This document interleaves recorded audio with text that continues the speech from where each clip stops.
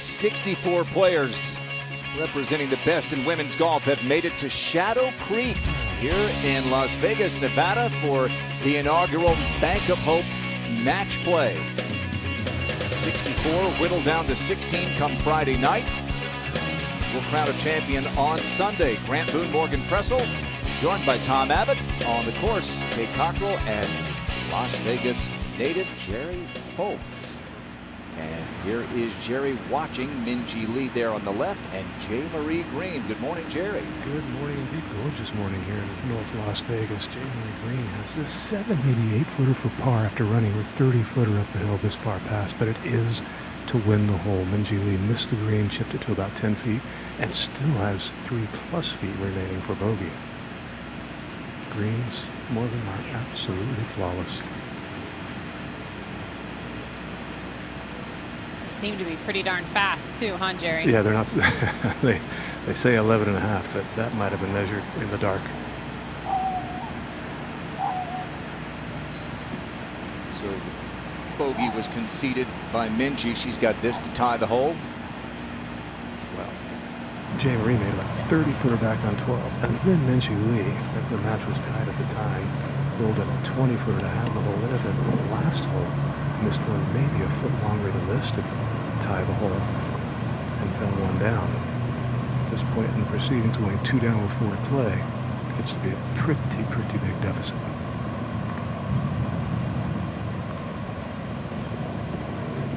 Okay, so the hole is tied with a bogey.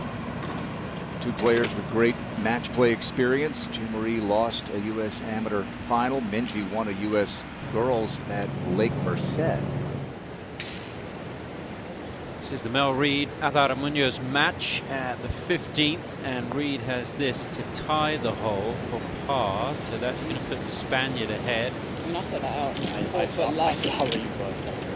You can't fucking set it out so much that it just never comes back, kind of thing. I mean, I saw what you. I mean, you're looking at it. There's world number 1 Jin Young Ko playing a sponsor invite. Natalie Gulbis, who makes her home here. A couple of European Solheim Cup teammates squaring off, Nordquist and Massan. Henderson against Jenny Coleman. You see their seed is on the left. 16 groups of 4. Danielle with a big lead early, the 2-time U.S. Women's Amateur Champ. Some of these don't surprise us, do they, when we see these big leads? no, definitely not. You have players like Danielle with so much match play experience and so much match play success. And you see Jarina Piller there, Solheim Cup, made the winning putt in Germany to clinch the Solheim Cup for Team USA. So a lot of firepower, and match play, I think, brings out a lot of firepower in some of these players as well. Jennifer Cupcho with a big lead through 6, looking for her first career victory. Day 1 underway here at Shadow Creek.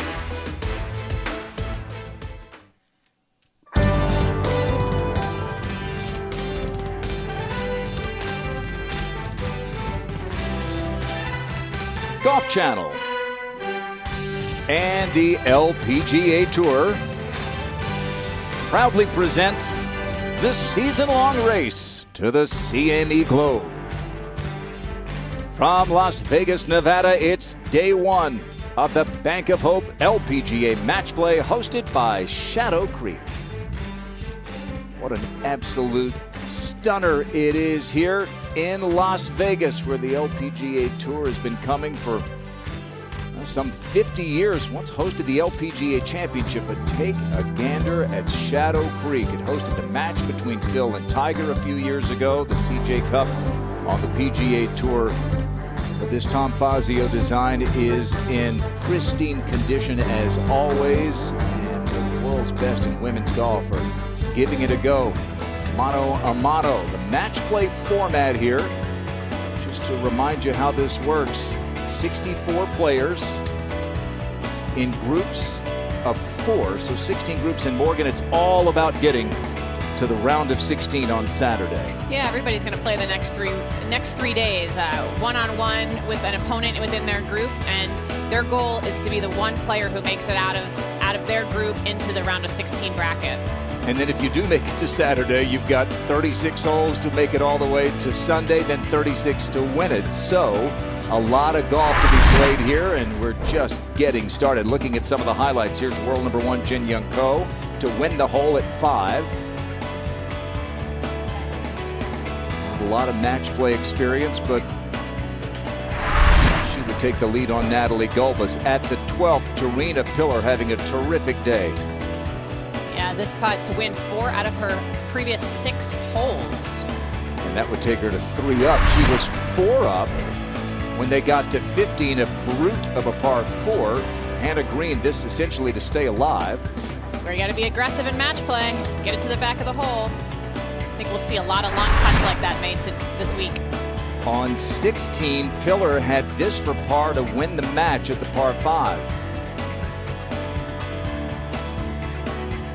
Great Solheim Cup record, unbeaten in singles in Solheim Cup play, 2-0-1. So that's a 3-2 win for Pillar. She gets 1 point for the victory, no points for Green. Should a match finish tied, we're not going extra holes. Each player would get a half a point. If we need to break a tie in a group, we'll do that on Friday night when all the dust settles. Here is that 15th, and Tom. And Jane Marie Green on the tee. One of many tough par 4s on the course. Fairway starts pinching in at about 250, generous up till that point. But this is a pull, and there is a red penalty area running all the way up the left. And that looks like it's going to find the water there, Jerry. It did. And we're back to the 11th. This is Jin Young Ko against Natalie Gulbis, and Kay Cockrell is out watching this match. Good morning, everyone. Natalie Gulbis missed her birdie putt, tapped in, or was conceded the par putt, so she's in for a par 4. Jin Young Ko deciding to putt it from just over the green. That's good. Pretty good decision there. This is a surprisingly close match. So now I'm always like really nervous about. Yeah, Natalie Gulbis, a sponsor invite, over the years, like, up against the world number 1. Gulbis actually won the first hole. Jin Young Ko won 3 holes in a row from the 3rd. Let's go to the tee at the 15th and Minji Lee. Big opportunity here with a good drive to have a huge advantage and maybe tie up this match, and that is right down the middle. Played as the hardest hole when the PGA Tour played the CJ Cup here, the 15th. But, doesn't get much easier with the approach with the penalty area running to the right side of the green. Let's go to 12. And Saganda to tie her match with Sarah Schmelzel.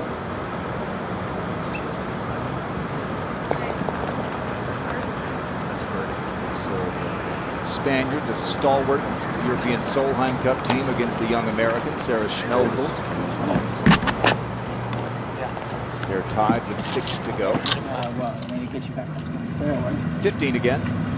Jane Marie looking to take a drop here, Jerry. She is indeed. Oh, no, she probably can get out of the heavy rough with 2 club links. Just barely. That's a huge break, because this, even though this overseeded rye rough is in transition back to Bermuda, it is still sticky. Because then that's just the planes are up. Terrible angle from over here, though, Jerry. Yeah, and 195 yards as well. Those trees going to be an issue in front of her, do you think? Not really. They're probably 90 or 80 yards away. Should be able to hoist over that with no problem. But you have to keep it off the flagstick. So that'll be interesting as she tries to drop this within this tee to see if it settles up against the edge of the first cut, and kind of like that. The heel of the club could grab and turn it left. If the knee high drop, otherwise a shoulder high drop, that's in the rough.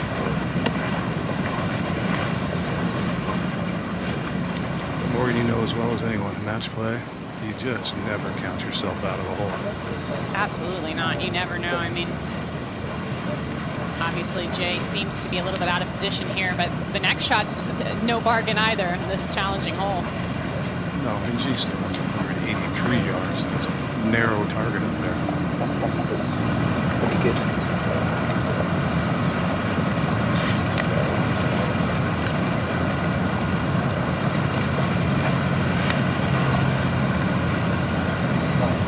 Yeah, 6 just like that. Yes.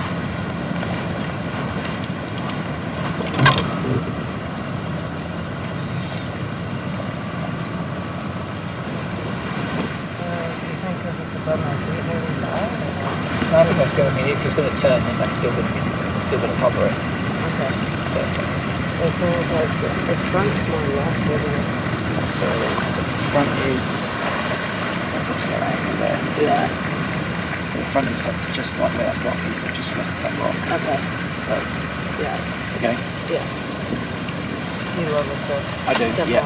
Definitely not 5. No, because I think the 5's just going to jump. Yeah. So I'm going to want to give it a chance to even release from the front. Yeah. Okay. You got a visual? Yeah.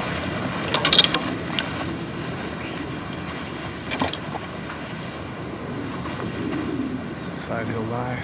A little draw wouldn't hurt right here. There's a lot of green to the left of the flag. It's quite a big putting surface. Severe side hill lie, though, made it tough to catch it solidly, and she did on a very nice line. If it gets back there. Oh, no.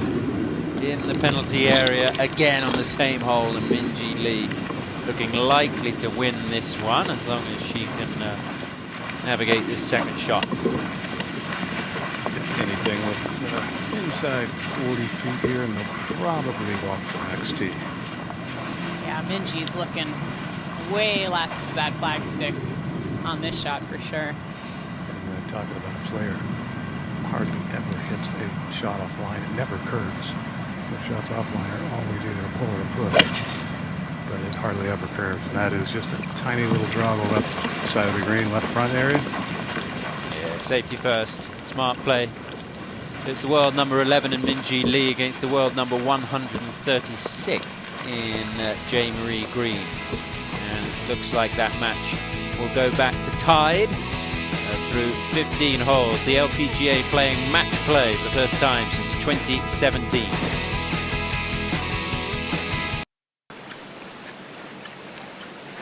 Back at the 15th hole, and J-Marie taking another drop. I think that would be better because that would be more like a 3/4 60 now. That's where you are now. Yeah. Yeah, right here. Yeah.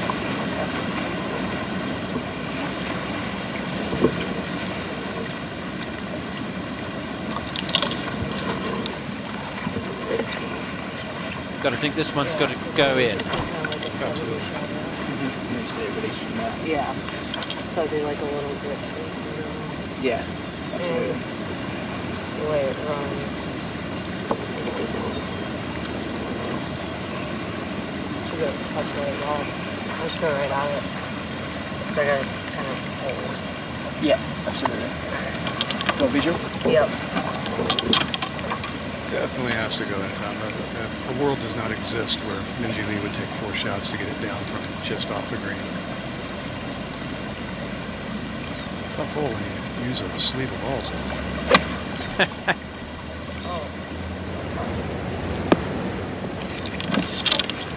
Well, the greens are quite firm. It was coming out of the rough. The golf course firming up. I think the fairways are getting firm, and the greens have been sort of major championship firmness coming into this tournament. The golf course looks absolutely perfect.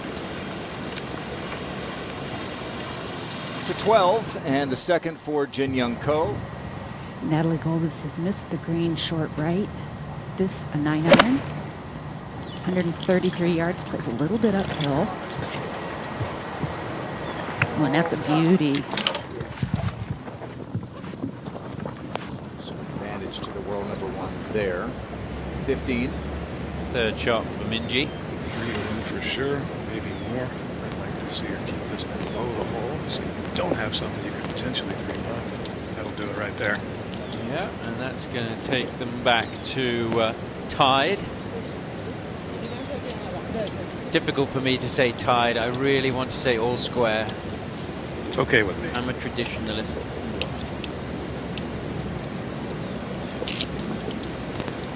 Well, we have a moment. Let's go up to the booth with Morgan and Grant.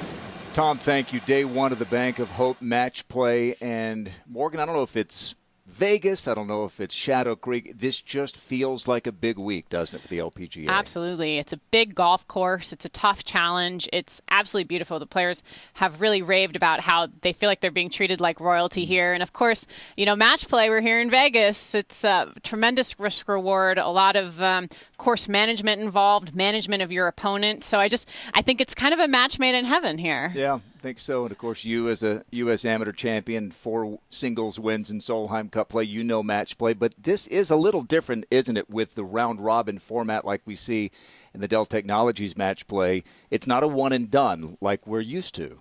Right. It's not a player who might lose today isn't necessarily out of the running. They're going to have to play really well the next couple of days. But each player out there probably studied their opponent a little bit before they went out. And really, as the day goes on, it's just one-on-one. It's only how can I beat my opponent on this specific hole. And we just saw that there with Jay and Minjee. I mean, Minjee would have never aimed off the green left if Jay hadn't already hit 2 balls in the water. So that's just what's so much fun about match play. And I think this golf course sets up really well for that risk-reward type of shot.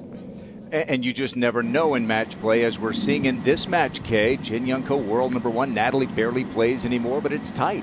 You still have to hit the shots and, like that, make the putts and win the hole. So She goes 2 up. 2 up for Jin Young. Says she hasn't played a lot of match play, prefers stroke play, and why wouldn't you prefer stroke play if you can stroke it the way that Jin Young can? Number 1 now for a couple of years' time. This is the 16th. Mel Reid has a putt for par, but Atha Munoz, 280 starts almost in her LPGA Tour career, and her lone victory, a match play event back in 2012, just to win the hole. It's an interesting matchup here. 2 Solheim Cup teammates against each other. It's probably got to feel a little bit weird for them as well. Imagine that'll be conceded, and it has been. So Reed's going to have that to tie the hole in a moment. First, this is the long par 3, the 13th. Sarah Schmelzer. This is for a par to win the hole. She's got a tough match today against Carlota Segunda. So that takes her up in the match for the 4th time. It's been a good back and forth between these 2 players. You can see Segunda would be the favorite coming in if you looked at the seedings and the rankings. Back over to that Reed match. This is huge here. Par putt to tie the hole to avoid 2 down to 2 to play scenario.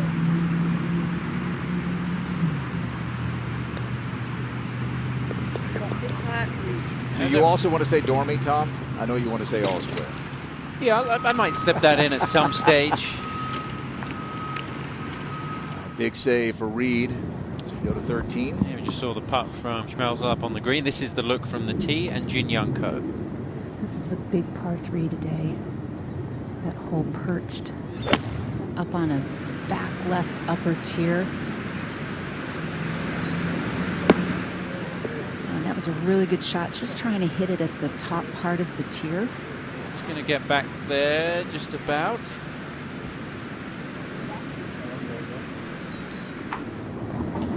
And Natalie Golbus in the field this week. She has an association with MGM. She's a popular figure, and great to see Natalie back playing LPGA Tour golf. We're not sure how long she will be out on Tour K because her appearances are quite rare these days.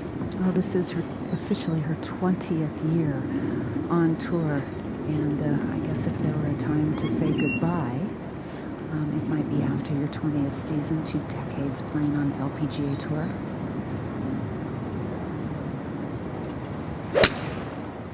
And this is a really special week for Natalie. She moved here to Las Vegas when she was 18, when she first turned pro to work with Butch Harmon. It's a hometown girl, just says it's so special to play here in her backyard. Firm bounce there, missing the green. Natalie going up against the world number 1.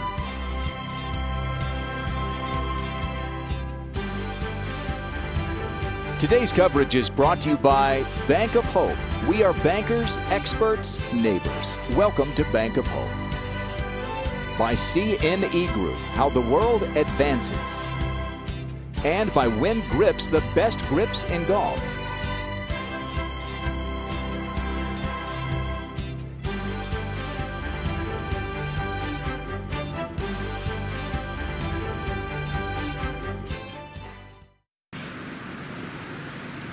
Back at the 13th hole, and this is the Golbus Jin Young Ko match. And okay, nobody's played their second yet, have they? It's going to be Jin Young Ko, who's first. They're very close in distance away from the hole, but in match play, the furthest away does go first.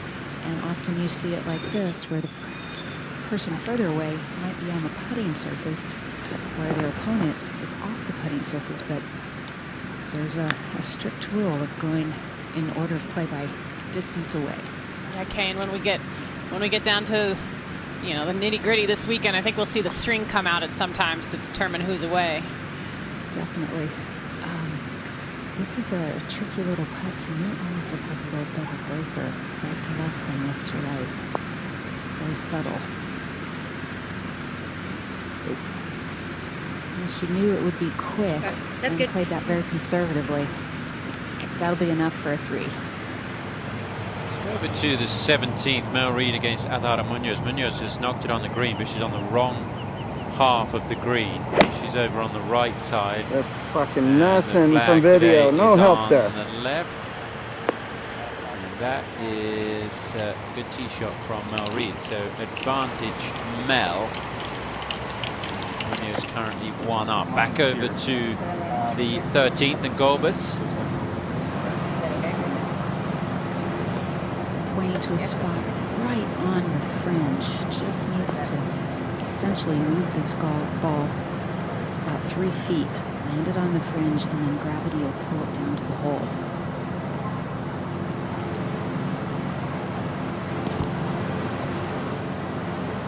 Natalie spent the last couple of weeks working hard with her longtime coach Butch Harmon, trying to get herself into a position where she was able to compete on the LPGA Tour. This is the first event of the 2021 season. She made 8 appearances in 2020, missed 6 cuts, withdrew from one event, the Pelican Championship, and then she got a sponsor invite into the CME Group Tour Championship.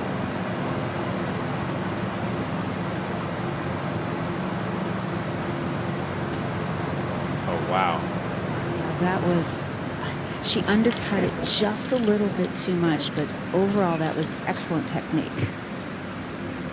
Let's take a look. It's hard to believe. You watch her wedge just go right under the golf ball. It's actually hard to believe from where she was she could leave that short. That was incredibly well done.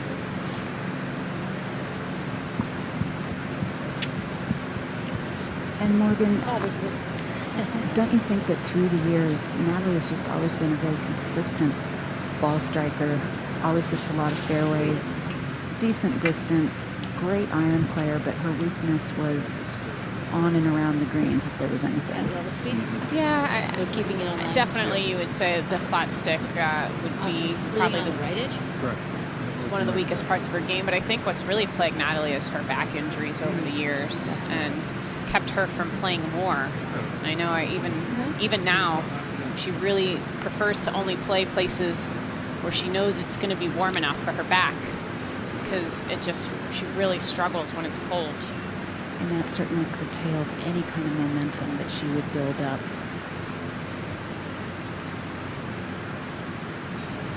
This about a 3.5 footer. She has been putting beautifully today, pulled a couple of 5 to 10 footers for par to have the holes. Yeah, well done. Remains 2 down in that match. Natalie's lone win coming in Evian back in 2007. Playoff that year. Over at the 15th, Maury Jutanagan has 2 putts from here to win the match against Cheyenne Knight. It's been a commanding performance by Moria. She was in the mix last week to potentially win at the Pure Silk Kingsmill Championship. Her sister won, what, 3 weeks ago. And that is going to be enough for Moria Jutanagan to take the point in the match against Cheyenne Knight. 5-3 is the result.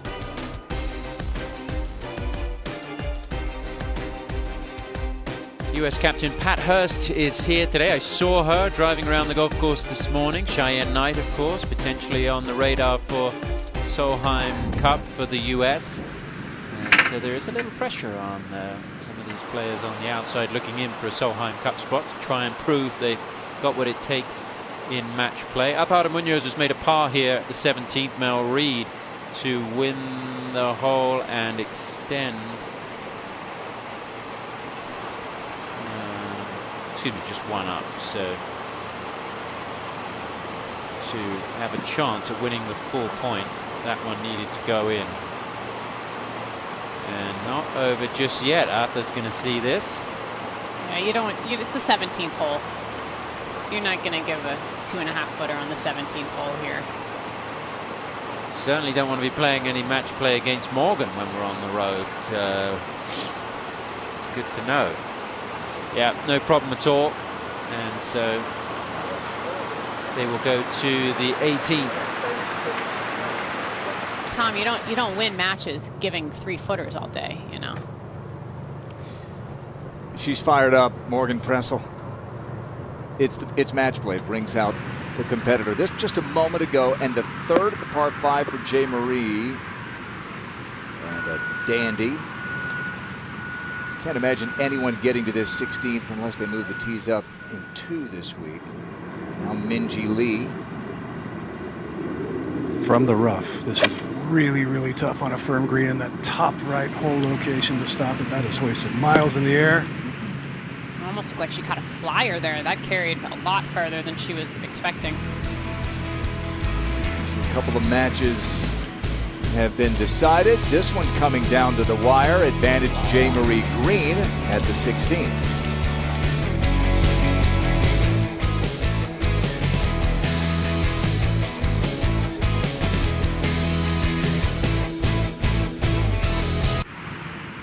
Par 5 16th, fourth shot for Minjee Lee with Jay Marie Green tight. This is a moment ago. And downhill lie in the rough. That would have been very easy to catch high on the face, but the sharp left turn at the end means she did not lose her turn. You can see just how much slope there is in all of these greens out here. I think that's one of the things that surprised me the most when I first got out here was the undulation around the property, considering we're in a relatively flat desert here in Las Vegas. Jerry said it. Minjee keep her turn here. This for par and this to stay alive on this hole. Yeah, to put the pressure on Jay Marie Green with about a 5-footer for birdie, but it is a very slippery one. This one, not slippery.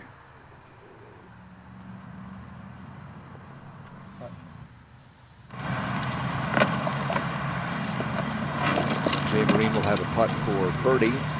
This to take a 1-up lead with 2 to play. And just about, Morgan, you can't hit like you might do in stroke play. You might not, but she just has to really tickle this one down to the hole and hope that she gets the line right. And when the ball's rolling that slowly, anything can happen because it's straight down cliff. And this is one, just get it started on your line. The only thing that you can control is the first few inches of the putt. And after that, gravity takes over. But she doesn't, she clearly wants to make this putt, but she doesn't want to have 5 feet coming back either. Can't be too aggressive with it, not at this stage in the match. You sound like your short game coach there. Ronnie Stockton learned from his dad. It's the easiest putting lesson in the world. If you can't make a putt, you just pick a spot 2 inches in front of it. If you can't hit the ball straight for 2 inches, then you might as well quit. That's how I putted for a long time. You called it. Well, she hit that in with a little more authority than I was expecting. And walked it in, and a fist pump here on a Wednesday afternoon. How great is this? Match play, Vegas, Wednesday golf on the LPGA Tour, and Jay Marie Green with a 1-up lead. And Kay, how in the world do you get to the flag at 14 today? I think you take the flag stick out of the equation. coming out of the rough, downhill lie, ball below her feet. Go under it. Well, that's one approach. Almost got it to trundle through. Jay Marie did that earlier today. He did bound onto the green. All right, let's take a look at our course setup here, brought to you by the Golf Course Superintendents Association of America. It is Shadow Creek. It's a beautiful golf course. You really don't feel like you're in Las Vegas when you're walking around this property, but there's a lot of undulation around the greens that you can use to your advantage, but you can also end up dead if you end up on the wrong side. So I think that's what really makes it a fun and exciting match play golf course. Rough, I like that. Right at the cut. The cuts in the grass? Yeah. The cut where the fairway turns to. Yeah, that's good. Okay, 25? 25 is perfect. Natalie has also a downhill lie, but the ball is sitting better in the rough. 140 to the actual hole, but she's looking to get a 125 shot, which if she can get it right at the corner of the green, it might kick a little right, but it could get about hole high to the right side of the hole. The downhill lie, Kay, might help her keep it down a little bit as well. Maybe almost under the tree.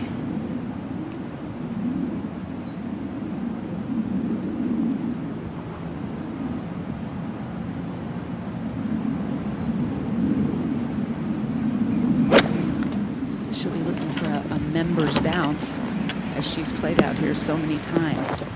Yeah, I just carried that too far, way too far. That's going to be tough, really tough up and down from that position. Well, Andrew jumped up. Yeah. 17.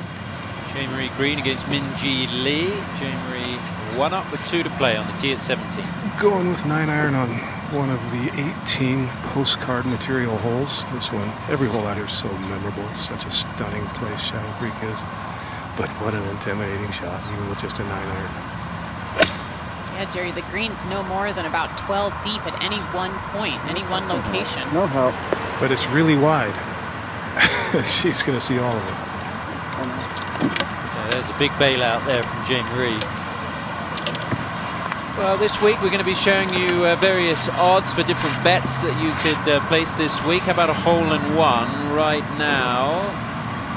The odds will say that there isn't going to be a hole-in-one. This is for any hole on the golf course, hole-in-one this week. Would you take the bet? $100 to win 220. Why not? We're in Vegas. Now, Minjee Lee, how aggressive is she going to get, Jerry? Well, it's 1 down with 2 to play.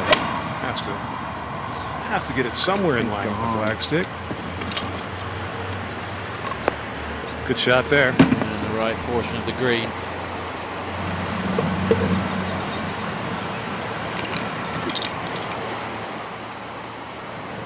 (13), the other par 3 on the back 9. This is Norquist against Caroline Massan. Masson has missed the green here at 13.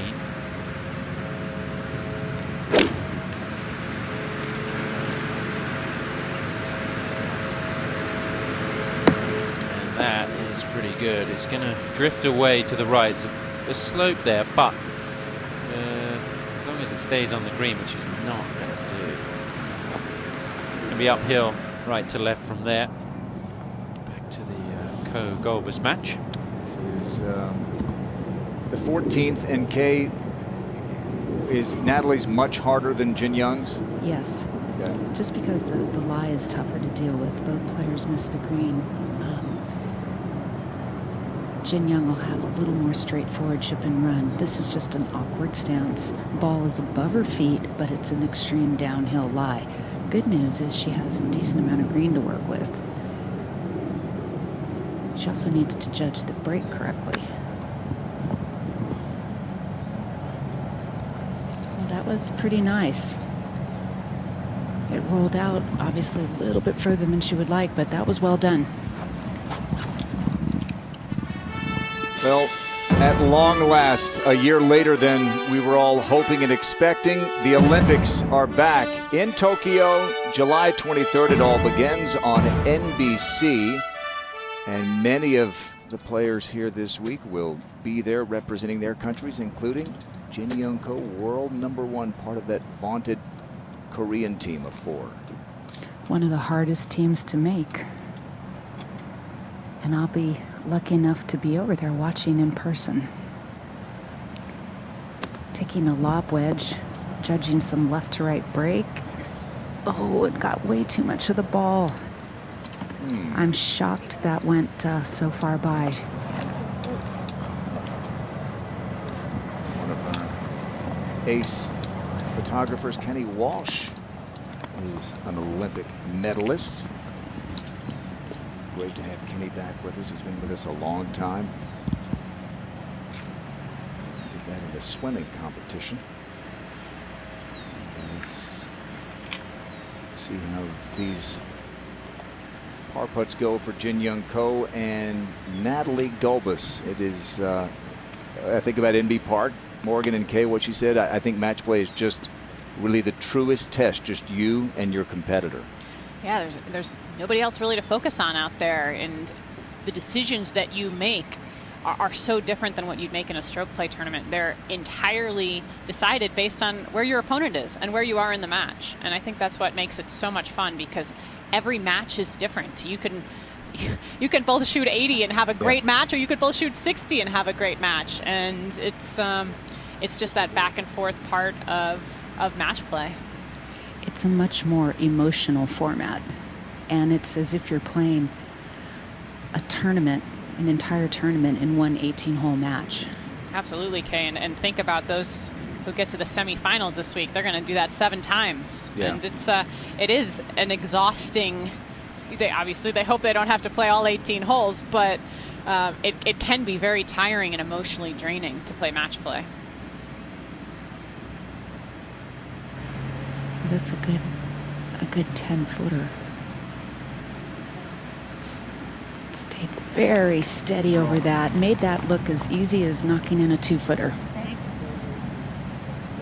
So a par for Jin Young Ko. Gulbis will have a chance to tie her in a moment. First to 17. Yeah, it's a great look because it's downhill in the first half of this putt, Jerry. It is, and it's a dogleg left. It turns a ton to the left, and once it reaches the apex, then it's downhill the remainder of the way to the hole.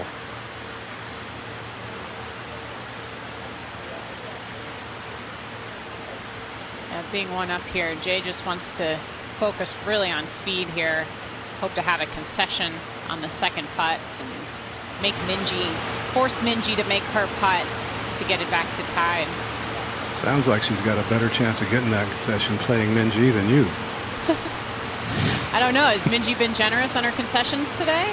No, I haven't seen any, actually.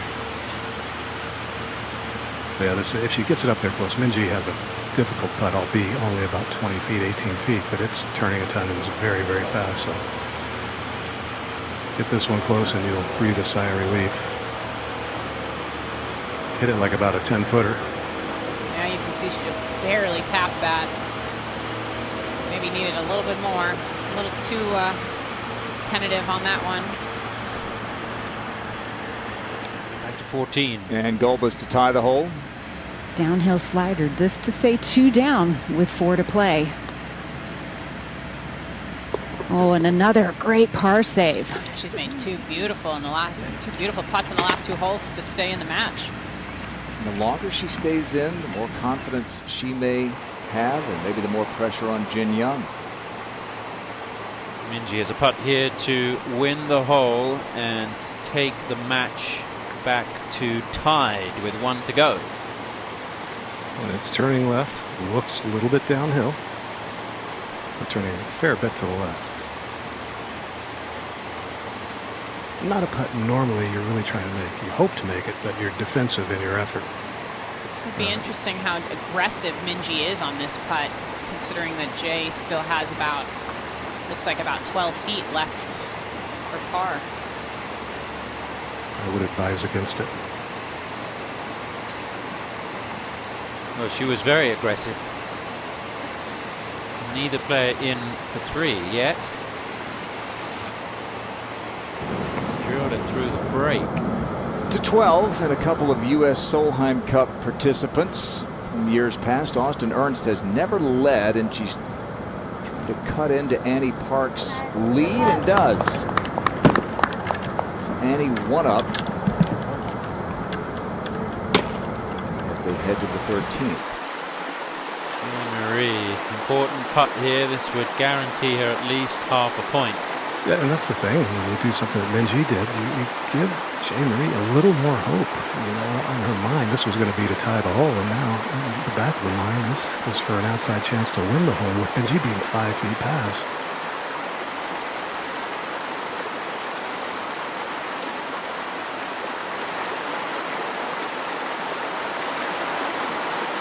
Minjee's got a massive opportunity now.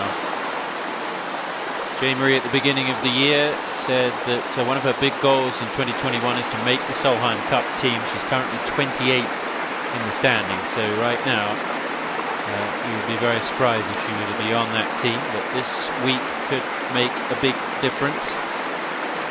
But you've got to be able to close out these matches, and she's not doing a very good job of that here against Minjee Lee. And is there much in this one, Jerry?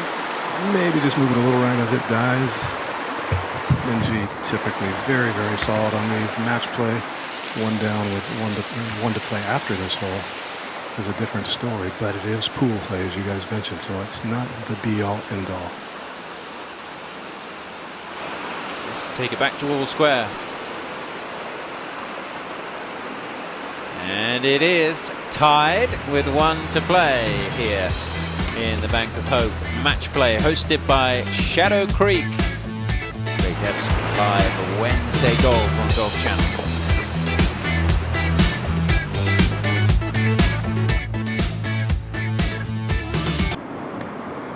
Essentially a must-make here for Mel Reid, with Martha Munoz inside of her.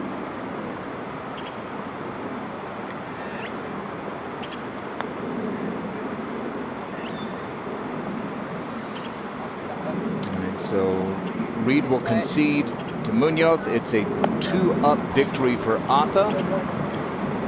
Mel, who once played a UL International Crown match solo because her teammate Charlie Hull was unable to go. It's a 2-up win for Atha. Jarena Pillar, a 56 seed. Kind of, in a way, you can almost throw the seeds out, can't you? Yeah, match play is anybody's game. You never count anybody out, that's for sure. Never count yourself out in match play. So a point for a win, half a point for a tie. There's another one of those postcards Jerry was mentioning, the 18th tee. Morgan, how about this reachable par 5 18th? Yeah, the players, you see the far bunker on the far left there. They want to keep it right of that. If they get it to about 260 yards off the tee, it'll go down a pretty tremendous slope, and they'll end up with only about 170 yards into the green, potentially even closer to a mid-iron. So this is a great risk-reward hole. You got to hit the fairway. That's number one. And then hopefully you can get on the green. I think we'll see a lot of a lot of birdies and potentially some eagles on this hole as well. Fairway that is imperative to hit, as you said, really slopes a lot left to right as well. Water all the way up the hole to the right, and it's not the biggest one on this golf course, but you're right, Grant. Rarely do you see a golf course where you play it one time and all 18 holes are etched into your memory bank for a long, long time. Lands right on that downslope Morgan was mentioning. Great start.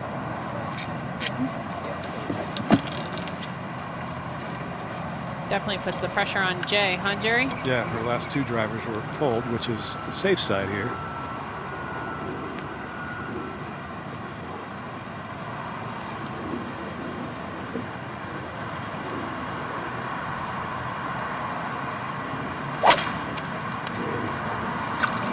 She liked that one instantly.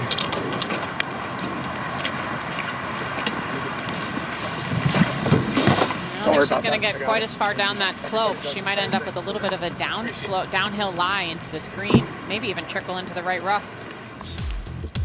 Minjee Lee won a U.S. Girls Junior up at Lake Merced back in 2012. J. Marie Green, she lost to Lydia Ko in the U.S. Amateur. Minjee's won 5 times on the LPGA Tour. J. Marie in her 8th season, looking for win number 1.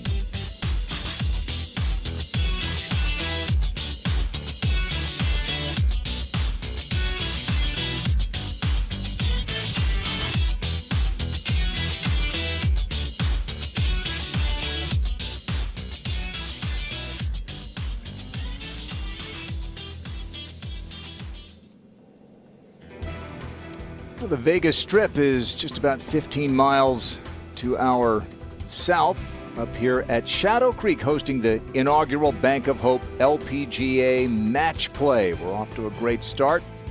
3 matches have been decided so far. World number 1 taking on a local player, Vegas resident Natalie Gulbis, who is away, first to hit for the second time in 2 holes. They both missed the green in regulation. Natalie with the tougher of the 2 shots, in that she just, again, has a tougher lie, ball below her feet. Will deal with a certain amount of left to right break on this chip.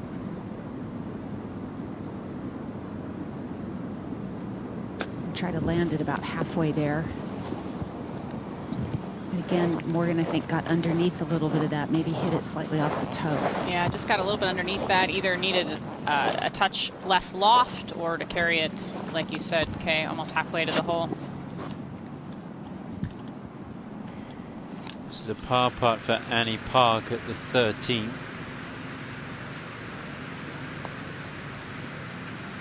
Missed the green, but makes 3. So Austin Ernst still has a par putt to halve the hole. Should get back over to 15, and this is the chip shot of Jin Young Ko. Tom, she hit a pretty good iron shot in. It was a 6-iron. Played it conservatively to the left-hand side, away from the babbling brook. It just released into the rough. Oh, duffed it. Whoa. That's a bit of a surprise. She doesn't make mistakes like that too often. Let's go up to the closing hole. And we've got second shots for this. Both players in this match, J. Marie Green and Minjee Lee, they're tied.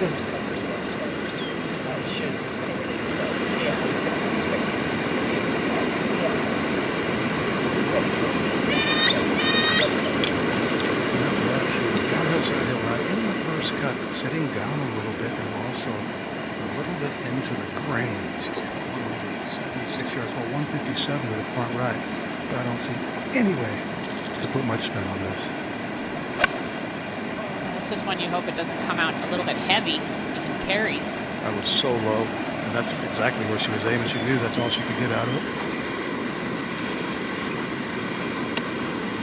Yeah, we couldn't see that tee shot drift into the rough. So a bit of a bad break for J. Marie.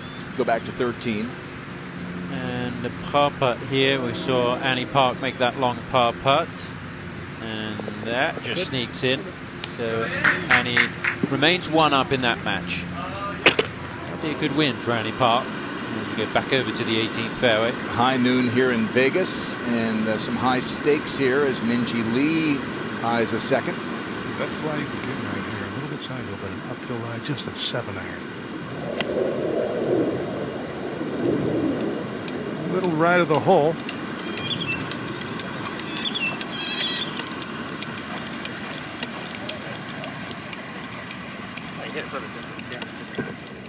So third shots on the par 5 coming up. The PGA Tour is headed to Fort Worth for the Charles Schwab Challenge. Who can put their name on the wall of champions there at Colonial? Phil Mickelson has his name on it, and he's playing right after winning the PGA Championship. That'll be tomorrow at 4 o'clock. This is a putt to win the hole for Natalie Gulbis. It is, and just about 5 minutes ago, after Natalie hit a less than stellar chip, you thought she might go 3 down, and instead, if she can hold this, she's only 1 down. Uphill, left to right. Yeah. Try to make it up. I don't think that ever came back. sort of drilled it through the break. Just need to stay right. You can hear her say, "Oh, I tried to make that, huh?" Knew it was a little bit aggressive. Forgot that she might need to make a putt coming back here just to have the hole. Boy, that focus on making it can pay off big time, but when it doesn't and you've hit one aggressively, then you got your work cut out for you. And this now is going to be a downhill putt that snaps to the left.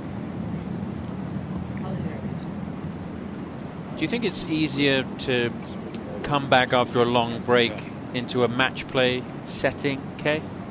Definitely. You don't have to count all your shots. If you have a bad hole, you only lose one hole instead of, say, 2 or 3 shots to par if you were to make a double or triple. I think it's easier to forget your mistakes and focus on one shot at a time. I think it's also easier to come back to a place that she knows so well, feels comfortable. Natalie has not competed on the tour since December down in Naples, Tiburon.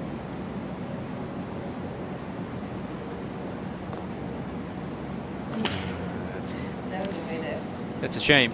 I hit that hard too. I feel like she's thrown a hole away there. And they will go to the 16th tee. Jin Young Ko 3 up, guaranteed at least half a point. And we'll go to the 18th. All right, we talked about the betting opportunities here, head-to-head matchups. You see it's fairly even, but the tie was where the big money payoff would be, and they've got third shots, both of them here, from around the green, Jae-Marie Green and Minjee Lee. Well, obviously, Jae-Marie has the steeper hill to climb, metaphorically speaking, because this is just a long pitch shot sitting down in the rough with a good size chunk of that rye right behind the ball. But it's such a long shot that she should be able to make some pretty predictable contact. Rolling left, a little bit uphill the whole way there. I would expect most players to play this with a less lofted club. It doesn't look like that's what she's doing. And that, Morgan, is all about your comfort level, isn't it? Yeah, it depends. I mean, Jay grew up in South Florida, right around the corner from me in Boca Raton. Feels more comfortable. I think players who grow up on Bermuda feel more comfortable flying the ball closer to the hole and not so comfortable with the bump and run shot. This match is, I mean, has gone between tied and Jay 1 up. It's been such a tight match all day, and I think it's interesting in match play. Minjee could potentially come out winning the match and never have been ahead the entire day. This is a big chip here to put some pressure on Minjee. Snuggle it in there within 5 feet. Well, and using a more lofted club, you're able to get a lot more club head speed, which makes the contact a lot more predictable.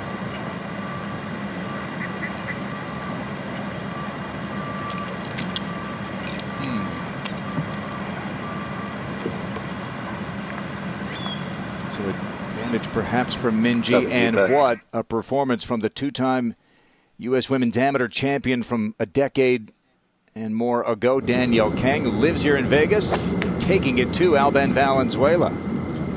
And no surprise here. I mean, Alban, a great player, of course, herself, but Danielle, home course advantage, incredible match play history, great records.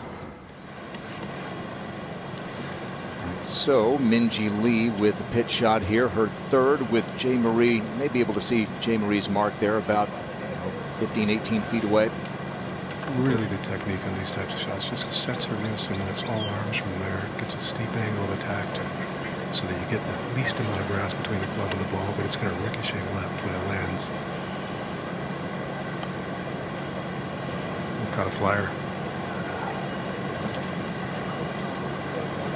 Didn't expect that. And it's a toss-up as to who's away. While they decide, we check in on this match between the European Solheim Cup teammates. Caroline Massan and Anna Nordquist really needs this. And Anna now just 2 down with 4 to go. Back at the 18th, have we decided? Jay put her ball down, so I think she might be away by about a foot or so. If it were any closer as a player, I'd want a measurement. So, Morgan, would you want to putt first or second in this situation? I mean, first one in match play usually is the better place to be. I mean, even, you know, there's certainly a lot of long hitters out here, but there could be an advantage to some shorter hitters too. First one hitting it into the green, first one to putt can put a lot of pressure on Minjee right here if Jay were to make this putt. This one's going to be turning a little left, maybe the tiniest bit downhill, I think. It's, all things considered, the easier putt for a right-handed player.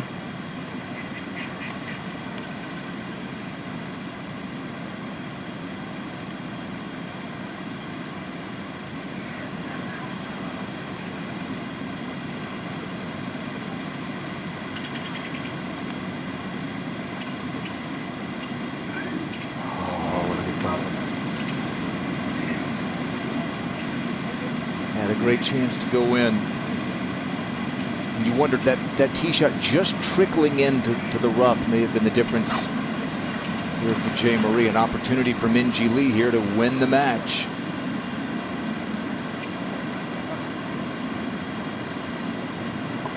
You might be adjusting the instinctive read here just a little bit based on the fact that Jay's ball just never really turned like it looked like it should. Jay hit a good putt there. She definitely thought she made it. She, look at, you can see her shake her head there. She knows she needed to make birdie on this hole. You can't give Minjee that opening, and definitely the right to left putt is a little bit easier than this left to right putt that Minjee has, but she's such a great putter. You always in match play expect your opponent to pull the shot off to make the putt. You don't always hope for it though.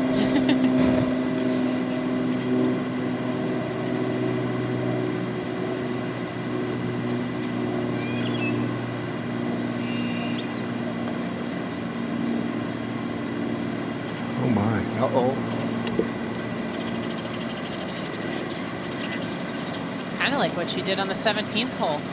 Had a putt to win the hole and just hit it way too far by. But she made no issue cleaning that one up. So that's the beauty of match play. There's just so much drama in every match. Sometimes especially the closing holes, it's almost like a playoff in a stroke play event.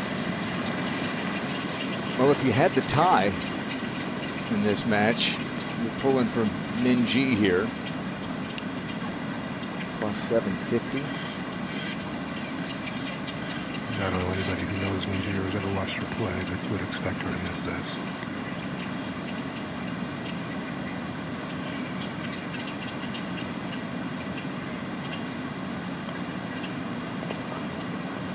All right, so it's a half point for each. A match that never had larger than a one-up lead, and that was for Jay Marie. Minjee never led.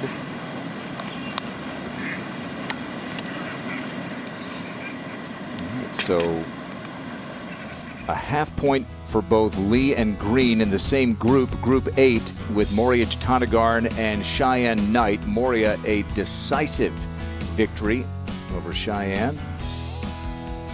And is feeding off that momentum from last week, how well she played at Kingsmill. And coming out hot in match play today. A player without a whole lot of match play experience. Minjee will play Cheyenne tomorrow. Moria will play Jay Marie at the 12th to win the match. A little 7-6 for Danielle Kang.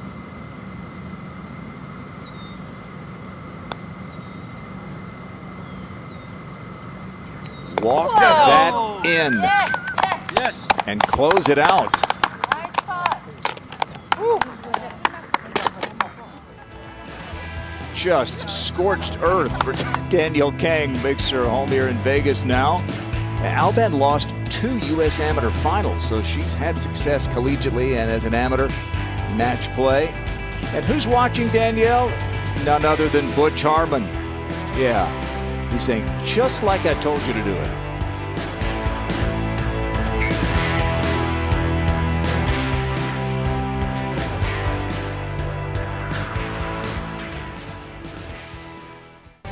Great match between Minjee Lee and Jay Marie Green. Never had more than a one-up lead by anyone. Wound up tied, and both are with Jerry Foltz. Thank you, Grant. As tight matches go, you can't get any tighter than that. Never got more than a one-up lead, and that was only on your side, Jay Marie. Give us your thoughts about how things transpired today. Yeah, it was an interesting match. I love Minji in general, so it's kind of hard to compete against one of your friends, but it was just kind of back and forth, and, you know, neither of us, like, were capitalizing when we could have, you know. So it was a hard match. I mean, it went all the way 18, and, yeah. And Minji, as she's mentioning, as Jay Marie's mentioning, there wasn't a lot of momentum change out there, but you came in here as a much higher ranked player. Do rankings matter in match play? I feel like it doesn't. I feel like if you look at all the groups, everybody has a pretty strong, I mean, every pairing's pretty strong. Like, I think it's anybody's game right now, so, I mean, it's only the first day, so. Well, thanks for doing the interview together. You guys great sports and good friends, and we wish you the best of luck the rest of the week. Thank you. Thank you. Appreciate it. All right, so a half point for each. And Danielle and her coach, Butch Harmon. I mean, what do you go to work on after that? 7 and 6. There's not a whole lot to work on. I actually spoke to Natalie about it earlier in the week. It's only the second LPGA tournament that Butch has been at in 20 years. Yeah, that which Natalie's is awesome. been playing. Yeah. And so here's another of Butch's pupils right there, Natalie Gulbis. Looks like she's got some tree trouble, Kay. She does. A tree that's about 75 yards in front of her. She just has to ensure getting up and over. Her opponent, Jin-Young Ko, is on the putting surface, roughly 25 feet away for birdie. Right, that card, yeah, it's perfect. And she'll be aiming a good bit left here. Natalie said that her greatest professional accomplishment was opening the Natalie Gulbis Boys and Girls Club in 2010. It's a very safe place for kids to go after school, right here in Las Vegas, to play and learn sports. There are about 150 kids that go to the club, and through the pandemic, they've been open, going daily about 7 to 7. And she said some of the kids would be out to watch the competition here this week.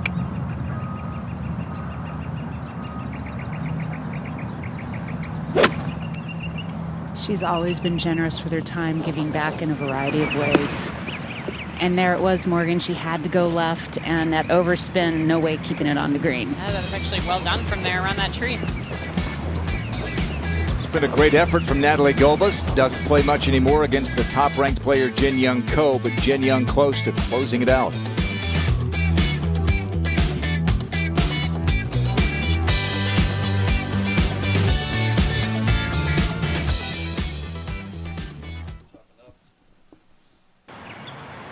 Fourth shot of the par 5 16th for Natalie Gulbis. Probably has to hole it. A very fast right to left breaking chip.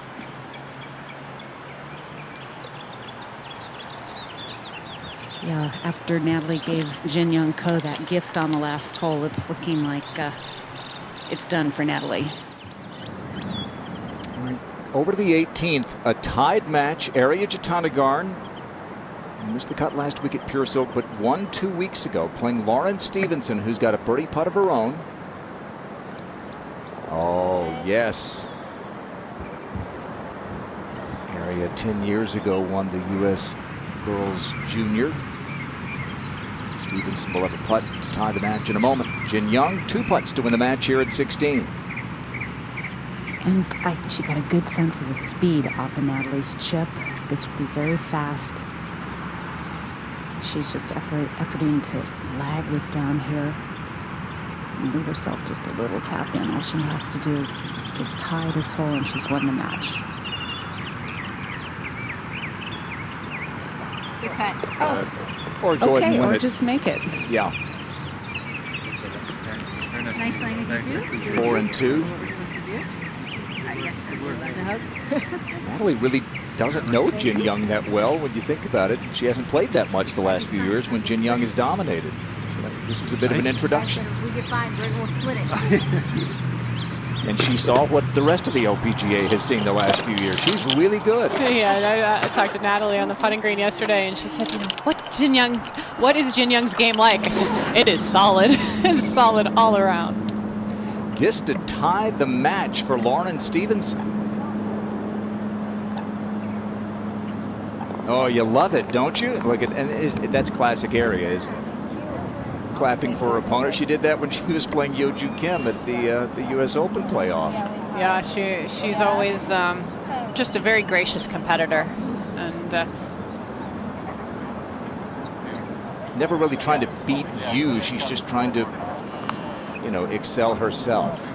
All right, back to the 16th green, and we send it down to Kay Cockrell. Thank you, Grant. I'm alongside Jin Young Ko, #1 in the world, who just took on Natalie Gulbis, number 64. Your thoughts playing against Natalie? You don't know her very well. She's number 64. You were the favorite, but she put up a good fight, didn't she? Yeah, she played good, and I was thinking I can easy to win, but I couldn't. And she played really well, and I was lucky than her a little bit. What is it like for you getting back into match play? You said you prefer stroke play, but your thoughts now after winning today on match play? I don't like match play well. I don't like a fight, just like person by person. I don't like that. I don't like that feeling. So, but I'm trying to all my best. But yeah, I'm looking for it tomorrow. Why don't you like playing head-to-head? Do you feel sorry for the person that you beat? Yes, I did. Don't feel sorry for them. You have to beat them. I know, but I couldn't. And what do you think about this beautiful golf course? Yeah, course is beautiful, and I really like to play this course. And well, hopefully, I think this course is one of the best in my life course. So I want to live here because the course is beautiful, but I heard no membership here, so I couldn't play well even. Well, maybe if you win the tournament, they might invite you to be an honorary member, huh? But I don't like match play. I don't think about like win or something like that. Well, let's see if you can flip your attitude a little bit and keep it rolling, Yeah, okay? Okay. Good job today. Thank you. Way to go. All right, so 4-2 for Ginny. That was great insight, though, wasn't it? That was so cute. I mean, well, Jin Young's just too nice. She doesn't want to go head-to-head on match play. But, I mean, you'd have to say, yes, she doesn't like match play, but #1 in the world, she's going to be one to beat coming down this week through the weekend. Well, when you can win the money list in 4 starts like she did last year, maybe you could afford to play at Shadow Creek.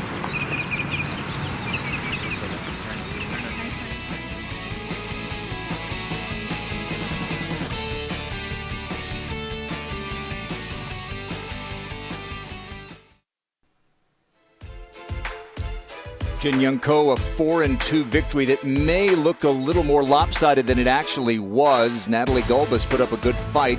Caroline Massan trying to close out Anna Nordquist and is close to doing so. Inbee Park, an early lead on Jennifer Chang, who is the last player to get into the field. Danielle Kang, dominant, 7-6. She won her second USAM, 6-5 over Moria Jatanagarn back in 2011. Moria with a commanding victory over Cheyenne Knight. To 12, Lizette Salas, 2 putts to win this hole against Madeline Sackstrom, and Jerry Foltz has fallen back to watch this one. Sackstrom ran into some trouble in the hole for 5 already and just lagging this down the hill. That'll be conceded. Lizette had a good chance to win last week, Morgan, at Pure Silk. Absolutely. She said she's been working a lot with her coach, Jim Gorms, and really just trusting the process. I think last week saw some of the fruits of that labor. Really had a great showing. Great to be back just in contention with a chance to win. First time in a while for Lizette. Joanna Pillar in the first match took down Hannah Green. You see that's a 56 seed over a 9 and a 41 over a 24 seeds. You can say throw them out, but they still are there. Jennifer Cupcho, 3 up through 11. Sue O had a birthday, as did you, on Sunday. Yeah, birthday twins. Yep. Taking on Sun Hyun Park, who is really struggling the last year or so. Like 67? I was thinking 65, 67. So I'm going 67. Like I said, you got a little room behind it, and it'll come back for you. Austin Ernst won the previous hole. Match is tied. Annie Park has already played her second shot here, missed the green. Talked about 15 we've seen.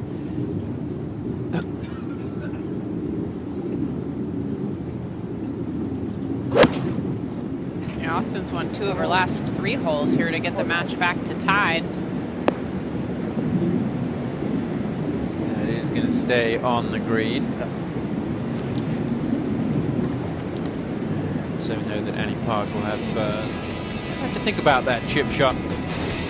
Slight advantage there to Austin Ernst, but not much between those two. It is the opening day of match play on the LPGA Tour.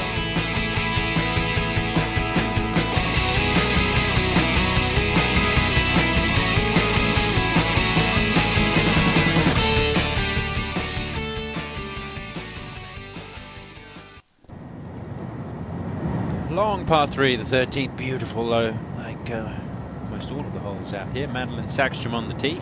Second to play, Lizette Salas on the green, middle right portion, long putt to the back left hole location. Well, that was solidly struck. Start off at it, turning a little. She's not quite there yet, but you'd think at some point Madeline's got to start taking dead aim to cut back into this Lizette lead. Let's go ahead to the 16th. And a big lead for Caroline Massan over Anna Nordquist, this par 5. How about the setup here, Morgan? You've got the reachable in 2, par 5 18th, 16 more of a positioning type hole. I think it's really fun coming down to the end of a match. And match play, you got pitch it what, like 90s? 98, I like, yeah. Even a little bit more. I mean, pitching it, it's gonna stop, isn't it? 109 to the back right. Touch left of it? Yeah, touch left, I like, yeah. Okay. See you shot.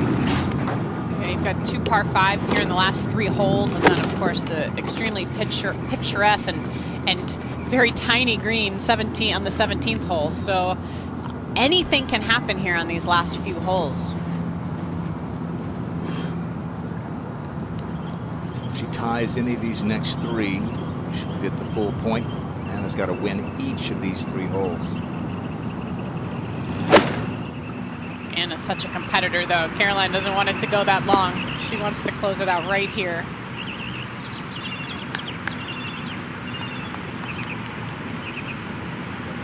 Now, this is a fun week, and it leads into one of the biggest weeks of the year. The U.S. Women's Open heads to the Olympic Club for the first time, and we have got you covered wall to wall. 5 o'clock Eastern Time on Peacock Thursday, then 7 o'clock on Golf Channel. We'll wrap it up on NBC. Inbee Park, twice a U.S. Women's Open champ.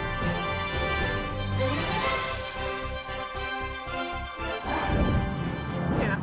Those players in the field, and Nordquist almost won a U.S. Women's Open. Twice a major champion, lost a playoff to Brittany Lang. Also in California, Portugal.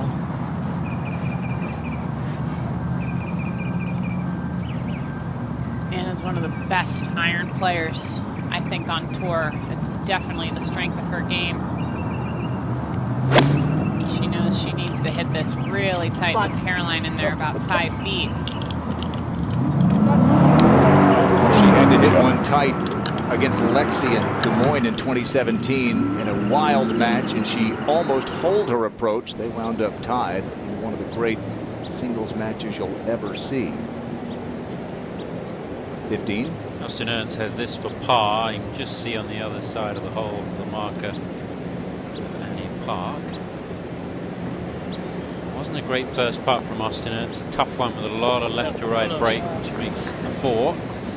Now the pressure is on Annie. Who's Mitch? Does he have tape? Just pick. Flip a coin? Flip a coin. Flip a coin. I don't have a coin. Here. So normally if you had a referee with each group, the referee would either walk off Ready? the so shot. this one's going to pointing at whoever. Me. That's one that I've never seen before. I have to say, I've never seen the flip a tee for who's away, but I like the creativity. At some point, one of you's got to go. So. Yeah, so many people can relate to that when they get on the first tee with their friends. That's how they decide on teams. That was great. I think that if they are pretty close equidistant, I actually thought Lizette was away. 'Cause But, you know, I think that if they are pretty close equidistant, I actually thought Lizette was away. 'Cause I think that if they are pretty close equidistant, I actually thought Lizette was away. But anyway, if they're in the same neighborhood of distance, this is a far easier putt. So it doesn't have nearly as much breaks as Madeline, and it's uphill the entire way. It's up to that crest, and then it goes 32 down. matches today, so you can't have a referee with every single one, but over the weekend, as we have fewer and fewer matches, we will have referees out there with each one. Yeah, that's what I'm looking at. Through here. Yeah. See that light spot? If it's kind of just fading at that. You use that? Yeah. All right, good speed. Veteran caddy John Colleen on the bag. I just can't imagine a situation he hasn't seen before in his time. And I was talking to them on the last green while Madeline was playing her third, and they both are just praising how incredible this golf course is. Immaculate. Was that said, she's never seen a golf course in better shape.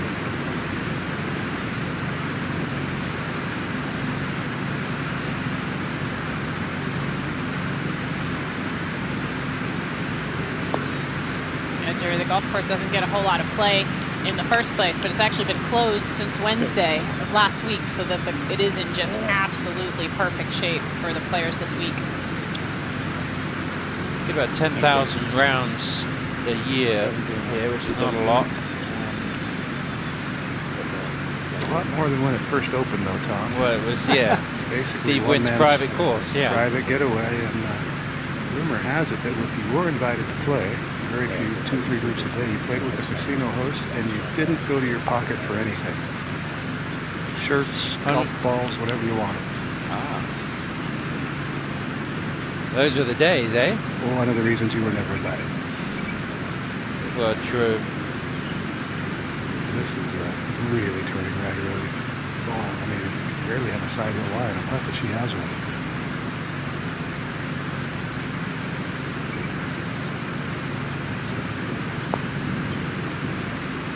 Straighten out a little. Might be equidistant again. Another tee coming out.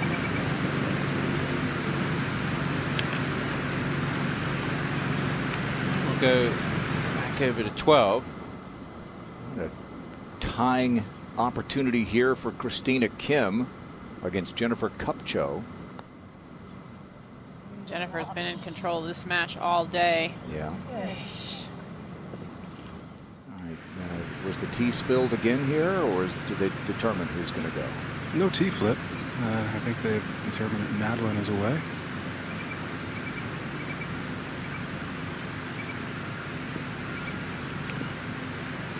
I like what you said earlier, though, Morgan. First person to putt almost has an advantage, because it really can shrink up the hole on the opponents.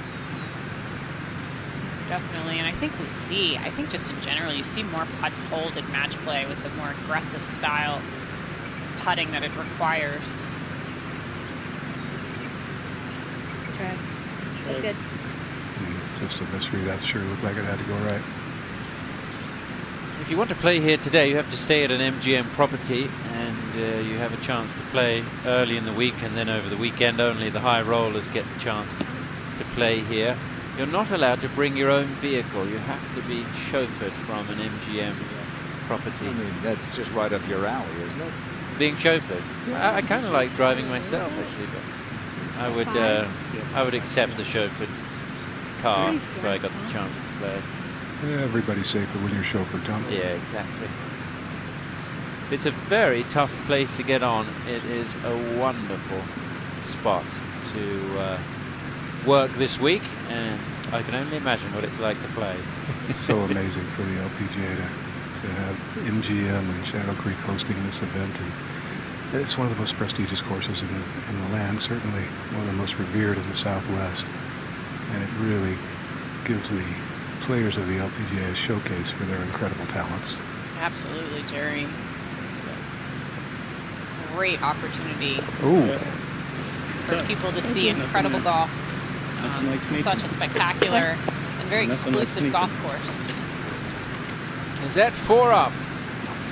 Very much in control of this match as we go back to the Massan match. And Massan very much in control of Nordquist. 2 putts to close it out.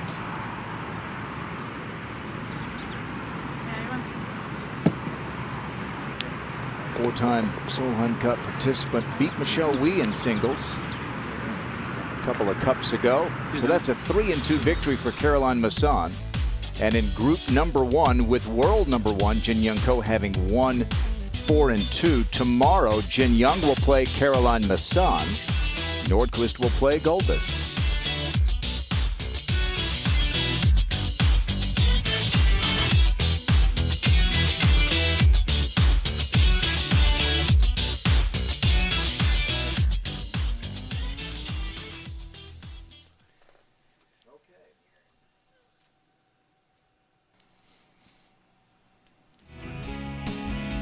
Take a look at the updated Symetra Tour money list after last week's victory by Allison Emery. She moves up to 5th. Raishin Liu has 2 wins already this year. She actually played at Kingsmill in the Pure Silk Championship on the LPGA Tour.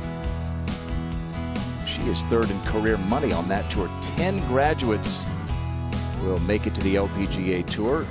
One of the graduates from 2019 is right here at the 12th. It is Leona Mcguire, 7th on the 2019 Symetra Tour money list. A bit of a struggle in her first rookie year, 2020. And she's really performed well this year. And she said she was happy to have a little bit of a restart button. And you know, anytime you learn a lot that rookie year. So this is a rookie year, but it's not. She has that extra year of experience, and she's a great player. We'll see a lot of great golf from her in the coming years for sure. Not unlike Patty Tavatanik, same situation, a major champion. We are tied in this match at 18, but Saganda has this to win it. And so Carlota Saganda with a birdie at 18. In a match that was never more than 1 up either way. Wins it 1 up. And a hug for her veteran caddy, Terry McNamara.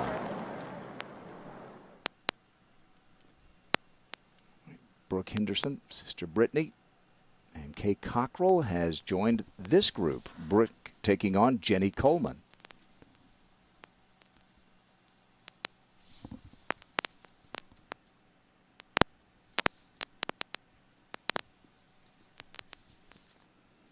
All right, we'll get Kay situated here shortly.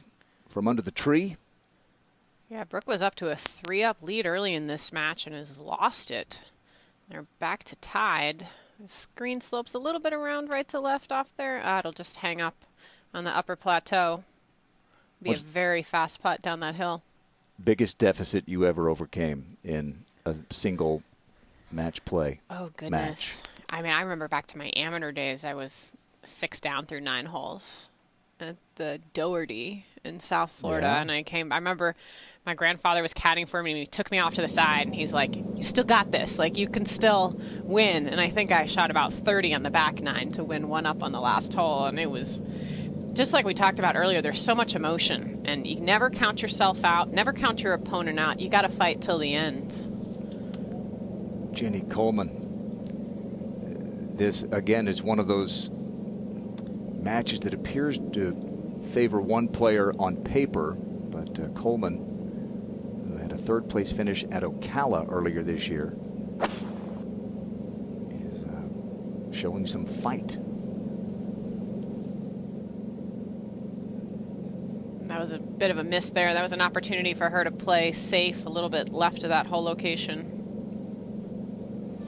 Speaking of match play, it is the championship match at the NCAA Division I Women's Golf Championships.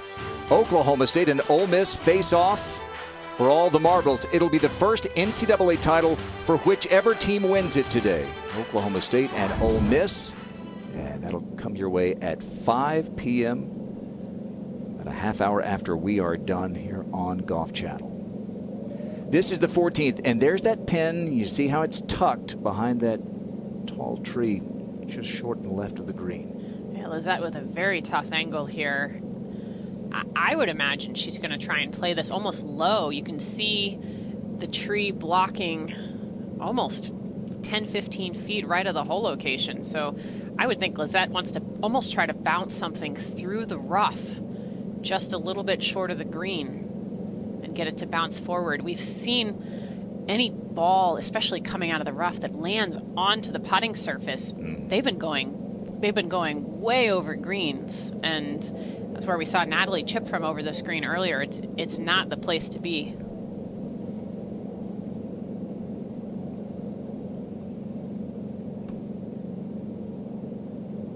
Like a lot of holes out here, there's a huge fringe short of the green, a closely mown area. You can run it up. You can see it there, perhaps just a little bit discolored from the color of the green.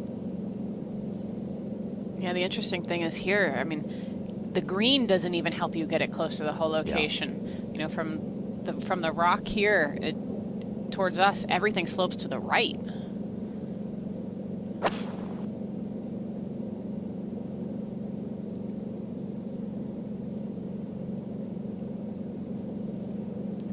And as you say, just a little over the green, but my goodness, that sounded really crisp.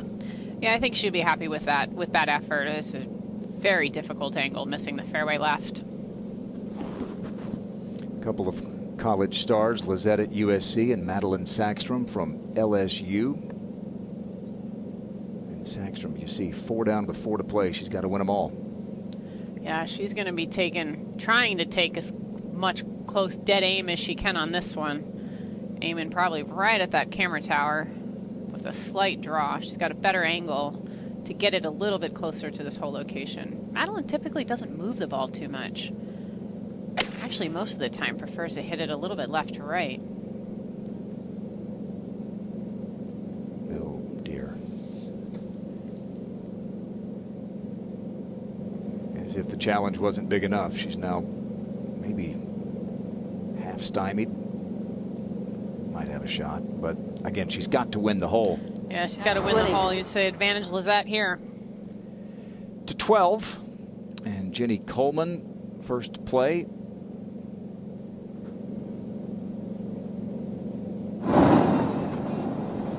Little bump, buddy.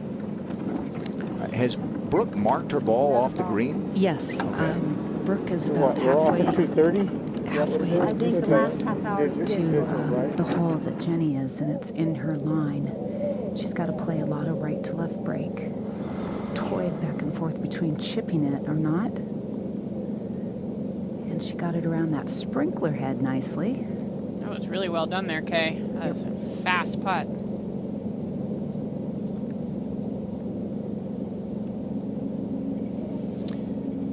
So what are the odds to win this group? So if you put down $200, you could win 100 on Brooke. And Jenny, again, you know, it's never personal in Vegas. Just know that.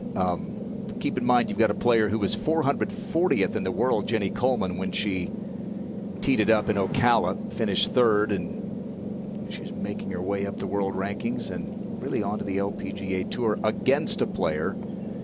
Goodness, Kay, still just 23 years old. It seems like we've known her whole life. And a player that has the most wins, man or woman, out of a Canadian. I mean, her resume is what, 50 times what Jenny Coleman's is, but on this day, today, they're even. And I have to say, Morgan, the way Brooke started, you know, 3 up after 3, you're looking like she's going to bulldoze Jenny, and then the momentum changes and it becomes really difficult. That's what's fun about match play, and Brooke has to be careful to not get too down on herself getting back to all square, but she can still fight and pull this one out. That was conceded. Coleman still with a putt here for par. First, let's get over to the 14th, and Jerry, an unpleasant spot for Sackstrom. Yeah, and had she not been 3 down, she wouldn't even have looked at the flagstick from the fairway. There was no chance to get that ball close because she would have to loft it, and the branches are still right there. Not sure we'll see any more play here. Probably have to make Lizette go ahead and hit her 3rd, I guess. Back to Coleman's par putt at the 12th. Jenny was still 2 down going into this back 9, and then Brooke doubled the 10th hole, and then Jenny birdied the last hole. So a little combination of some misplay by Brooke and then a beautiful birdie of her own. This is a short but tricky putt. Right to left breaking. And a good tie. So Brooke, the 10-time winner, who got her most recent victory just a few weeks ago in the Hugo Air Premier LA Open. Careful over the top rope. And Bank of Hope, such a great sponsor of LPGA events over the years. And Lizette Salas, a third shot here. She's got, well, even if Madeline makes, she's got, what, 3 or 2 from here, minimum. But this is for birdie to win the match. Yeah, this going with putter from off the fringe. If she makes it, she wins. If she misses it, Madeline has the chance to still tie the hole and advance at least one more. And right now, making is the furthest thing from her mind. Let's get it close. Guarantee of 4, and that's not a guarantee. So par putt's coming up. Is that a chance to close it out? Still a chance for Sagstrom. 13.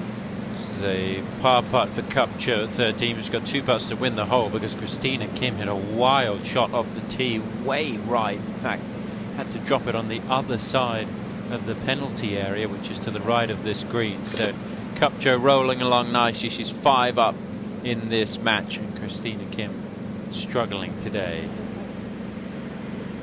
Just to clean this up here, I was a little too generous for Lizette. So 4 holes after this, if Lizette wins the hole, the match is over. But if Sagstrom can tie the hole, they'll keep playing. This is for par. A little bit downhill, a little bit of turn to the left. Not technically a must make, but it feels like it. Yeah, when you're in Madeline's position, she definitely, I mean, 4 down. You're running out of holes, huh, Jerry? You're hoping for a miracle. But again, that second shot, I mean, it's a dogleg 9-iron she had. She had to hit a draw to get it 20 feet right of the hole, and instead went at it. And just, you can't do it. You can't miss that tree if you're in line with the flagstick. That's where that type of shot I don't think would have ever happened in stroke play. No. Lizette will have a putt to close out the match. First we go to the 12th. Ashley Buhai taking on Angela Stanford, 1 down.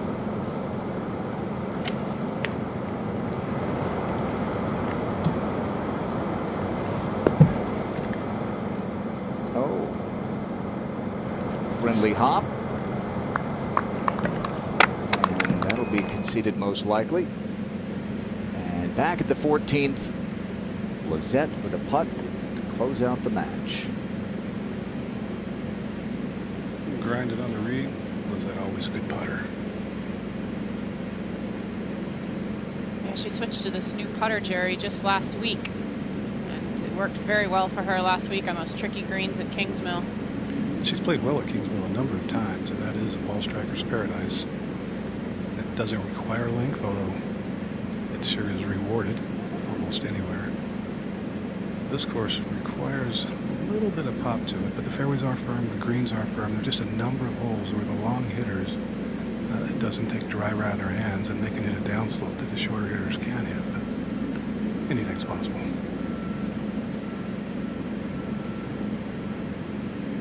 In match play, you don't have to beat the field. I know it's obvious, you just have to beat one person at a time.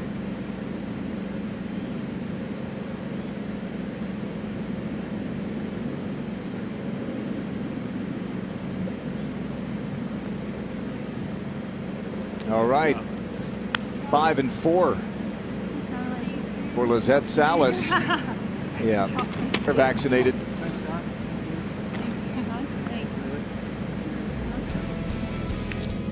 Just 2 huge victories, Danielle Kang and Lizette Salas. Doesn't get any easier for those who lost today. They have to play the player who had the big win. Lizette will play Alban Valenzuela, and Sagstrom will take on Danielle Kang.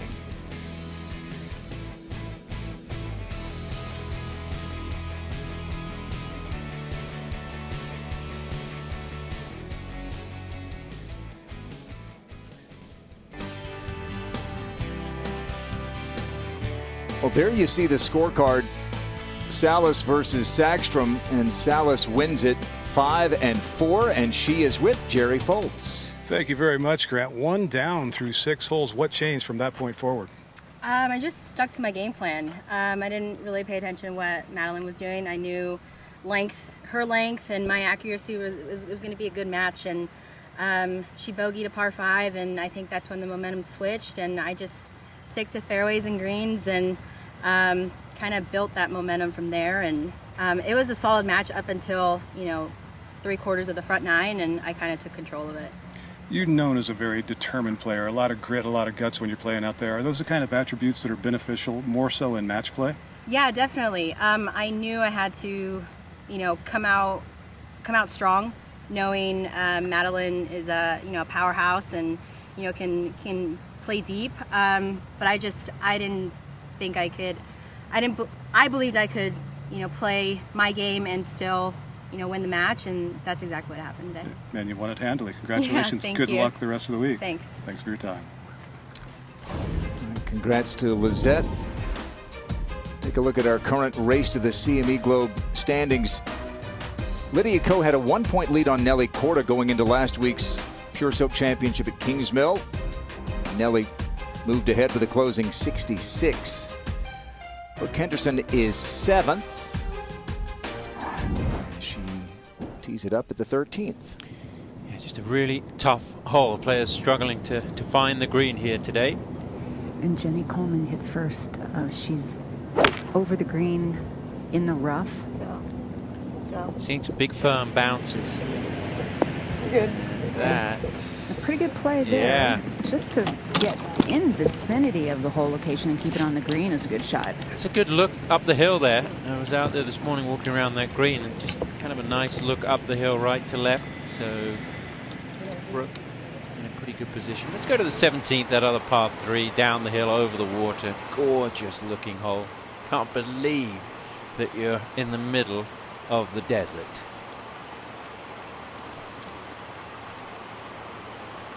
This course opened back in 1990. It reminds me a little bit of the Madison Club in Palm Springs, La Quinta, California, the Palm Springs area, both designed by Fazio. The Madison came after Shadow Creek, so this was a kind of a vision, I suppose, when you come here and play. There's nothing quite like it. Obviously took that vision and used it at the Madison. Interesting play here from Austin. It looks like she's going to belly this wedge, sitting right up in the fringe, up under the first cut. Sometimes this is the best way to get solid contact. If you were to use a putter, you might get too much grass in between the putter face and the ball. But don't do this unless you practice it. And the greens are so pure, aren't they? So if you get it running, which she's done, didn't quite get it running on line. Nothing to separate these two players right now. Let's go to 12. And we saw the great approach from Ashley Buhai. That short putt was conceded. This is Stanford to tie and stay one up.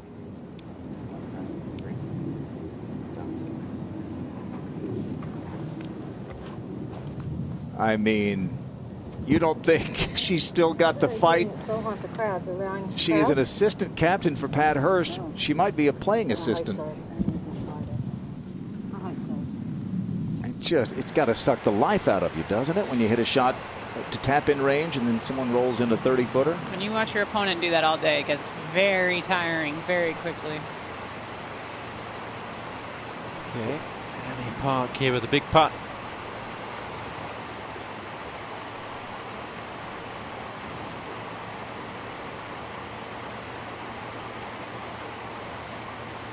Angela said that she's also not only paying attention to her own matches, but paying attention to Solheim Cup hopefuls like Annie Park, how they play, how they grind it out, how they fight coming down the stretch.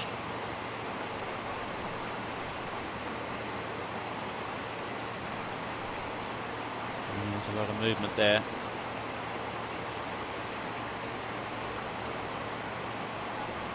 Only currently 36th in the Solheim Cup standings as we go to the 14th.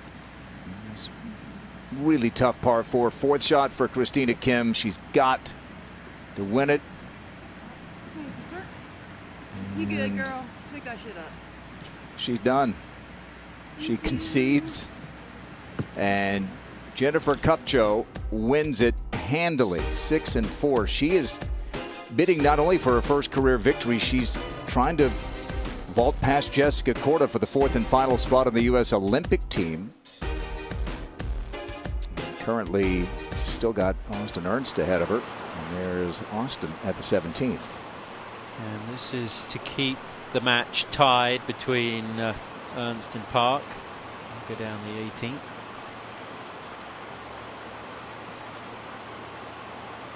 Okay, 2 threes at the 17th.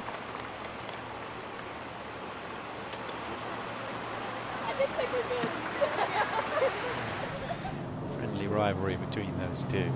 Good look here for Brooke Henderson, Kay. Yes, an order of play dictated by who's away, and that's Brooke Henderson, although she's on the green and her opponent is over the green to the left. This about a 30-footer. Brooke likes to be aggressive, and that was certainly an aggressive putt there from Brooke. So we will see more from these two on this hole when we return to the Bank of Hope LPGA match play.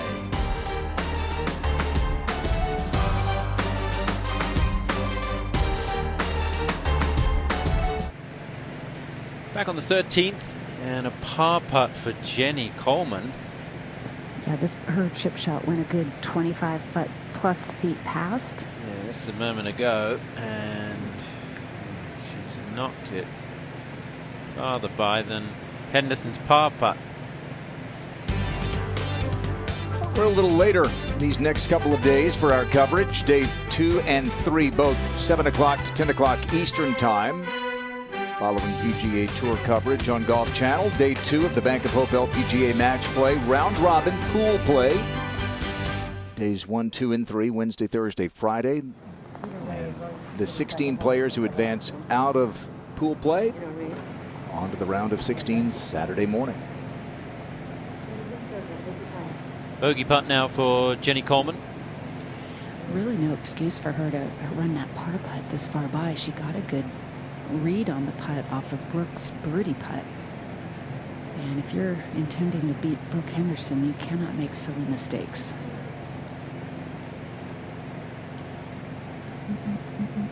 Jenny had a great week at the Drive On Championship at Golden Ocala earlier this season, where she recorded her career best finish, that 3rd place. Big mistake there. She's basically just handed the hole to Brooke Henderson. Yep. And if I were Jenny, I probably would give let's Brooke this move one. on. Yeah. I was going to say that might be lack of match play experience there. Jenny not realizing you don't want Brooke to make this and gain any confidence either. Just pick it up and go. So you could have a bet this week on the nationality of the winner, and right now the bookies are favoring the Republic of Korea, followed by the US. Canada has a lone hope in Brooke Henderson. So see the odds there for a Canadian win, make a little money. Well, if you've got 2 putts, you can use both. Brooke's probably thinking, I wonder why she made me putt that. One up for the Canadian. This is that tough 14th, and Allie Ewing lining up a lengthy putt for birdie to win the hole, and Jerry Foltz is caught up with this match. Up and over the hill, an unlikely chance of making it, but you never know. Her opponent has about 20 feet. Same putt Madeline Sagstrom had a little while ago for par down the slope, so 2 putts from here might be good enough. And Allie needs to claw her way back here. Only a few holes remaining. Just the second part of the putt gets a little quick. It's going to run past to a non-concession distance.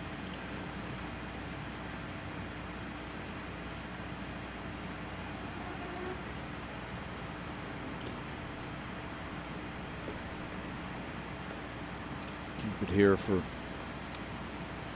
couple of fine college players. Allie really helped put Mississippi State onto the map. Her husband Charlie is now the head coach of the women's team at Mississippi State. And Leona Mcguire, superstar at Duke. One of the best programs in America.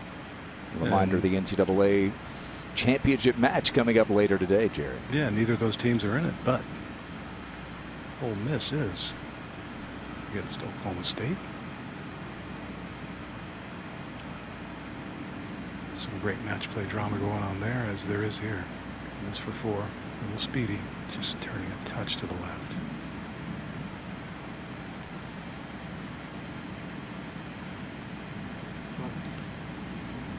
Is that concession distance? Yes.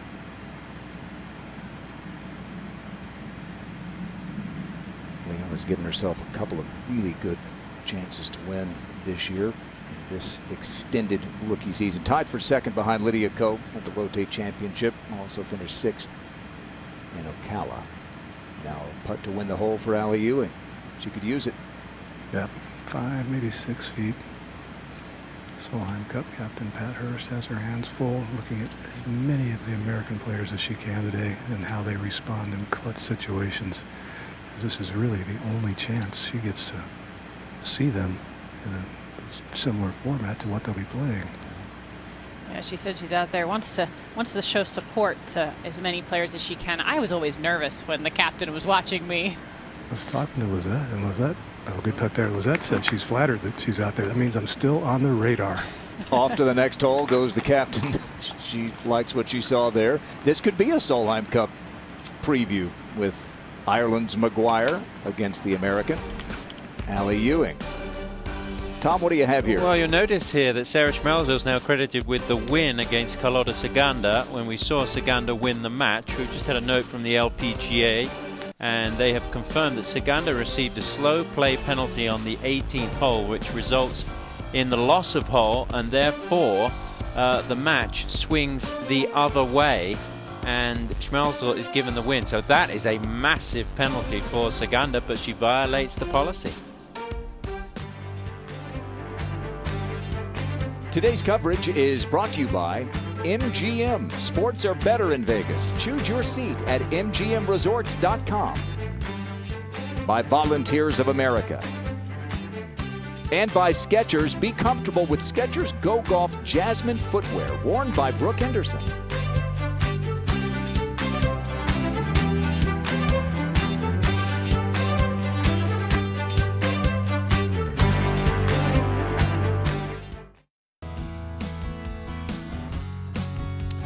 Back here, day one of the Bank of Hope LPGA match play. Jin Young Ko went to the 16th hole before putting away Natalie Gulbis here on a sponsor invite. Caroline Massan with a 3-2 victory over Anna Nordquist. Dominating victories from Danielle Kang, 7-6 over Albin Valenzuela, and Lizette Salas, 5-4 over Sagstrom. Moria Jatanagarn, 5-3 over Cheyenne Knight. Minjee Lee and J. Marie Green tied.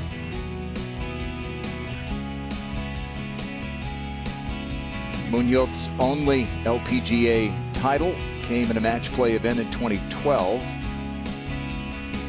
And that involved a slow play controversy, Morgan with you, and now we just had the Sarah Schmelzel decision.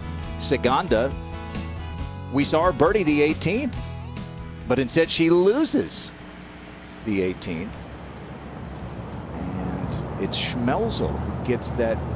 I mean, that could completely change that entire group.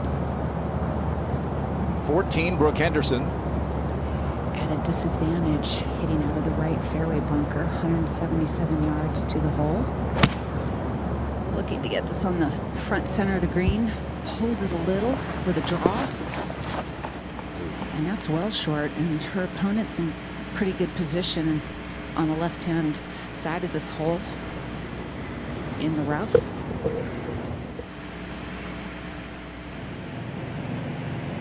Haven't seen too many birdies here today. This is Angela Stanford to win the hole.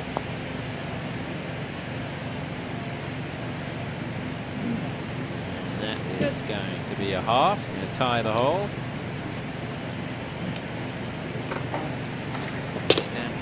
one up in this match. It's actually viewed by Battles Back. Jenny Coleman at the 14th. Pitcher landing about 5 on him the most. And let it run. She's just going to go with a gap wedge here. We've seen this shot before. It's a popular position to end up. Actually, a wedge. Excuse me. A little downhill lie. Good example of, you know, immediately being able to come back on the next hole after a double bogey at the last. It just shows you really can't miss the fairways out here. As firm as these greens are, even with the wedge, can't hold the putting surface. I don't even mean that. That's why I said it's 4-line gap wedge. 15. And Ali Ewing being watched by Jerry Foltz. I'm trying to hide. They haven't looked at each other to... You're first, yeah. Okay. I thought Ellie might have been closer and lying with the hole, but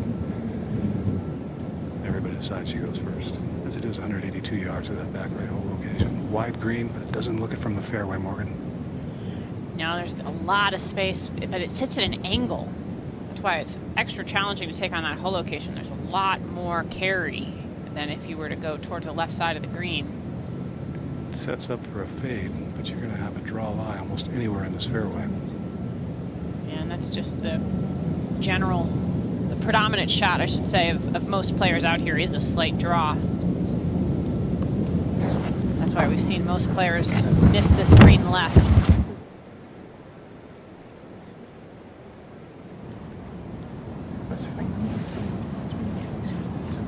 Leona Mcguire is very much on the radar for the captain's picks for the Solheim Cup. She might play her way in. Ellie Ewing, of course, likely to represent the US when we go to Toledo and the great Inverness Club. Labor Day weekend in September. Yeah, that won't be any fun, will it? This is a 5-iron.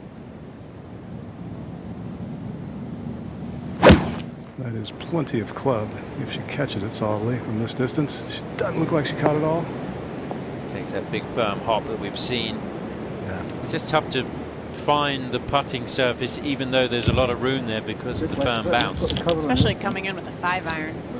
And you don't want to pitch it too close to the front because you've got the penalty area there and you don't want to knock it in there. That would be a disaster. Looks like a hybrid here for Mcguire. Yeah, she can get a little more height on this and maybe sit down a little quicker. But if that ball's turning right to left, I don't see how you can get it on the green. They're so firm. Whoa, down the right. It is down the right. I think she caught enough, though. Could be good. Oh, yeah, right at it. That wasn't on purpose. Yeah, the way she sort of stepped back there made me think, whoa, she's thinking I've knocked that too far right. But it's going to be fine. You'd say a bit of an advantage to the Irishwoman there, although both have work to do as we go 14. Yeah, Brooks got work to do here. To get this close, she has to land it in the rough and bounce it onto the green. Otherwise, yeah, that's very predictable. I think it's got to go. Releases to the back. It's where the ball mark is. I'll show you what I see it as. And this is the normal chip that we've been hitting. You know, it's going to run out. Yeah, Brooke is traditionally an excellent chipper of the ball, but here there's just, like Kay said, she really needed to land it right in the rough, and she has a great action there, just carried it too far.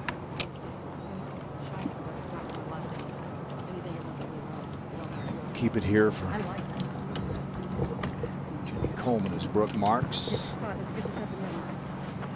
Jenny has a big opening here to win back a hole.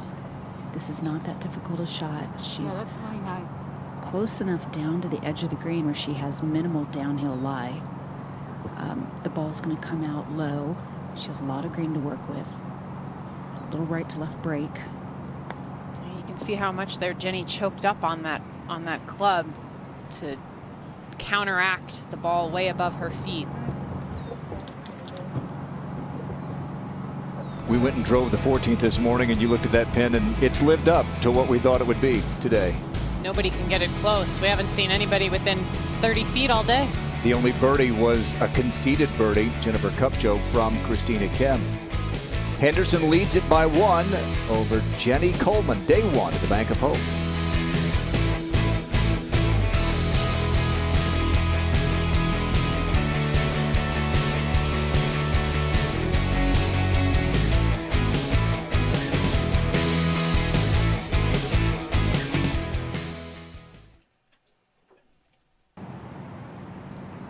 At the 14th, Jenny Coleman to win the hole and tie the match. This putt is a tricky one to read. It's a bit downhill. Golden opportunity here to win back a hole she just lost. How about Jenny Coleman? It's just her 32nd LPGA Tour start. She's hanging tough today, putting up a great fight against the 4-seed Brooke Henderson. It's impressive performance so far. All right, so this is match play at its finest with a 10-time winner going toe-to-toe here, tied with 4 holes to play against an upstart in Jenny Coleman. But there have been some things we did expect to see and did see. Danielle Kang dominant today. Yeah, that's not surprising at all. 2-time women's amateur champion, great match play player, obviously just a fiery competitor and playing great. She's ranked so high for a reason. She's an incredible player, and nobody was surprised to see her. Anybody up against Danielle this week knows they're in for a tough match. A big win for Lizette Salas as well. What do you think about Shadow Creek after day 1 here? Yeah, I think it's proven to be very tough. That's what I spoke to a lot of the players earlier this week. They all said it is a tough test, but that makes it fun for match play. You've got to play well. You've got to hit good shots, be in the fairway. The greens are so firm and so fast. We're seeing just really challenging shots played by these players from around the greens. And, in match play, it doesn't matter whether you're making birdie, par, bogey, whatever it might be. You got to be one better than your opponent. And I think that's what makes it a lot of fun around this golf course. Interesting to think about a major championship coming up next week, and there's a lot of golf to be played. But we heard from Jin Young Ko, among others, that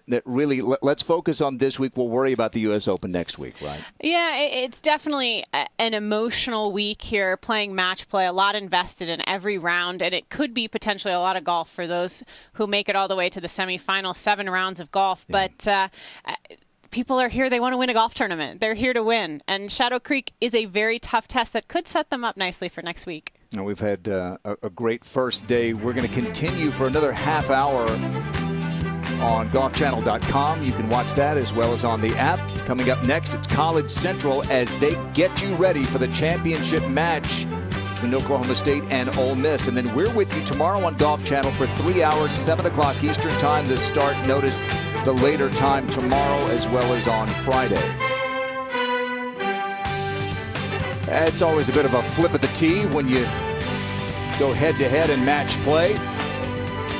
Had a fun first day. Thanks to everyone who made it happen, from Morgan Pressel, Tom Abbott, Kay Cockrell, and Jerry Foltz, and our entire team.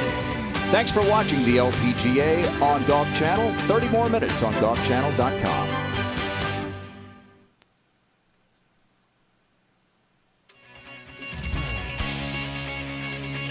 Day 1 of the Bank of Hope LPGA match play continues from Shadow Creek Golf Course in Las Vegas, Nevada. Grant Boone, Morgan Pressel, Tom Abbott, Jerry Foltz, Kay Cockrell, and our entire crew on what's been a gorgeous day here. A little bit of overcast in the morning. The sun's come out now. Some shadows at Shadow Creek. Go to the 15th. Leona Mcguire has this to win the hole. And a 2-putt wins the hole there for Mcguire. Remember, Ali Ewing missed the green left. So now Leona is 2 up in this match, having been 2 down through 8 holes. As we go back to the tee, myself, Tom Abbott, here with you. Grant Boone, Morgan Pressel in the booth. Out on the golf course, Jerry Foltz and Kay Cockrell, who can update us on the tee shot here of Jenny Coleman. Jenny had the honor by virtue of winning the last hole and just piped one long and straight down the middle. This fairway has a little right to left tilt, so better to favor the right center. Jenny not showing any sign of nerves going up against Brooke Henderson here coming down the stretch. There's a lot to be said in match play for being the underdog. You have nothing to lose and everything to gain. Absolutely. I was just thinking that nobody, on paper, would have expected Jenny Coleman to give Brooke such a tough fight, but she came out and has played great golf so far today.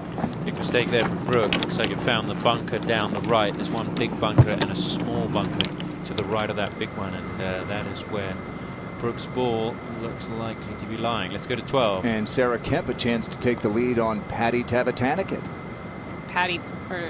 Sarah played so great last week at Kingsmill, just keeping it rolling. Lots of good momentum. Performance last week.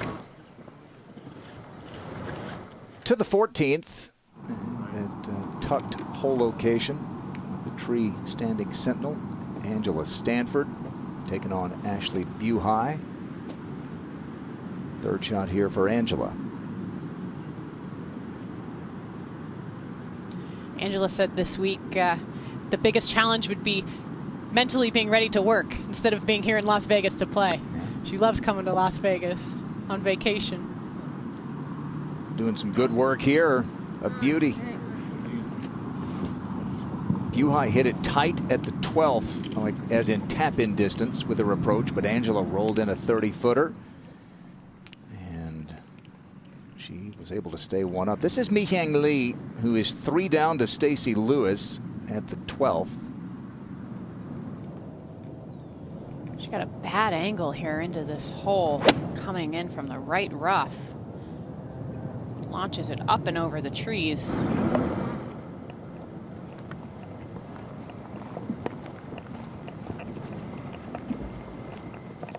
And back at 14, Buhai checking her greens book. Again, the only birdie we've had at 14 today was one that wasn't even holed. It was just conceded. Jennifer Cupcho closing out Christina Kim. Buhai with a chance for a birdie here. It'll be interesting to see how this hole plays with different hole locations throughout the week and whether they put it back on this left side again. I'm sure they will, needing 7 hole locations for the week, but this one is a tough one. You might not be bad off just putting it here all 4 days with the water on the right and just finding the green at all in regulation.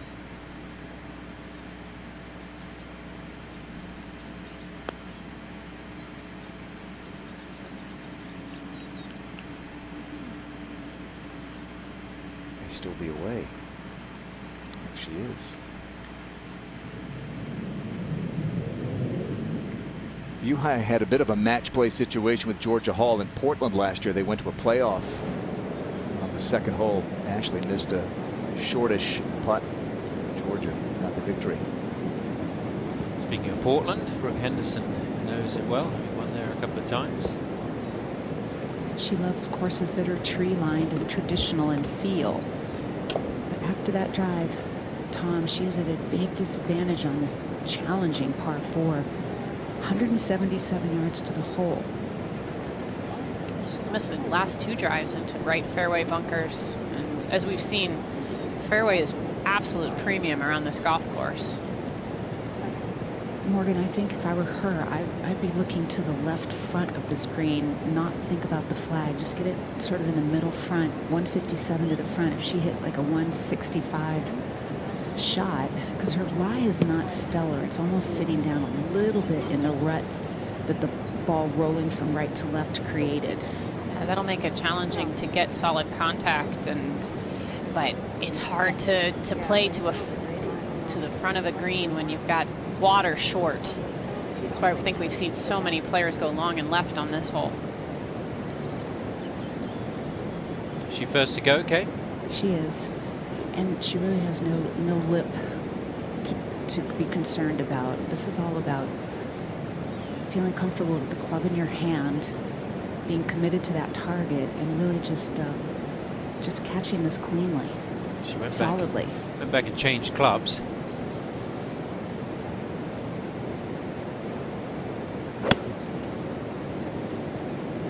Sounded a little heavy. Needs to get out. Tough. Came out low. Yeah, tough to keep it on the green. But that's okay. That was a good shot from there, actually.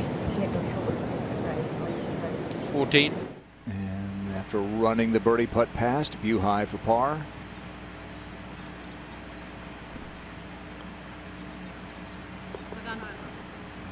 Okay, so Stanford, the mark there, 2.5, 3 feet away, will have that to tie the hole and stay 1 up. Jenny Coleman second. This from an absolutely perfect lie in the fairway.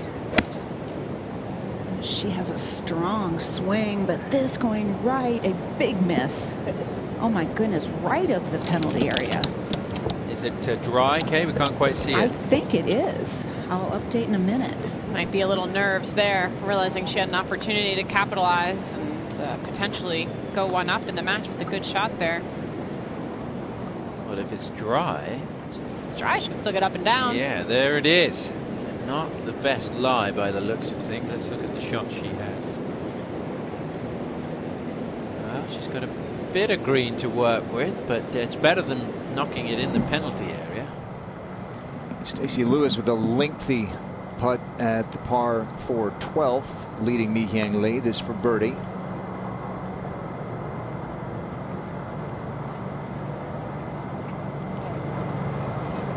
Oh, really? Oh. How about that? Mi Hyang Lee will have a putt to tie, but a bomb from Stacey.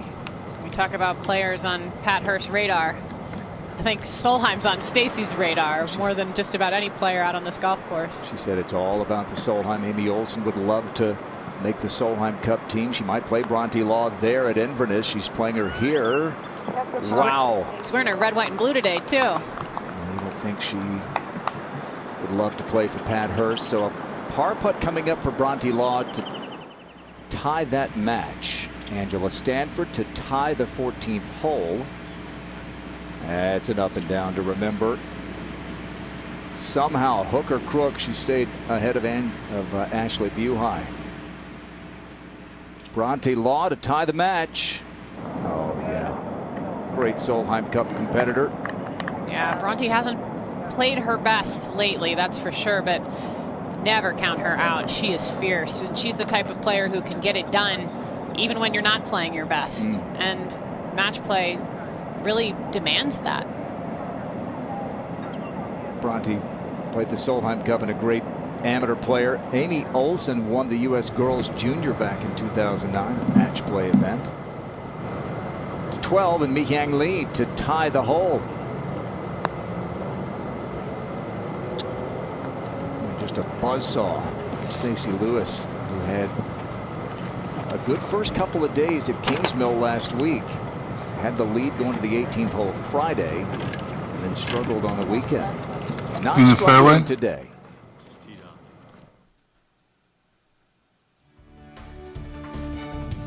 Stacey said she wants to get back to Toledo and play in front of friends and family at Inverness of the Solheim Cup. She's got a great chance to make the team one way or the other.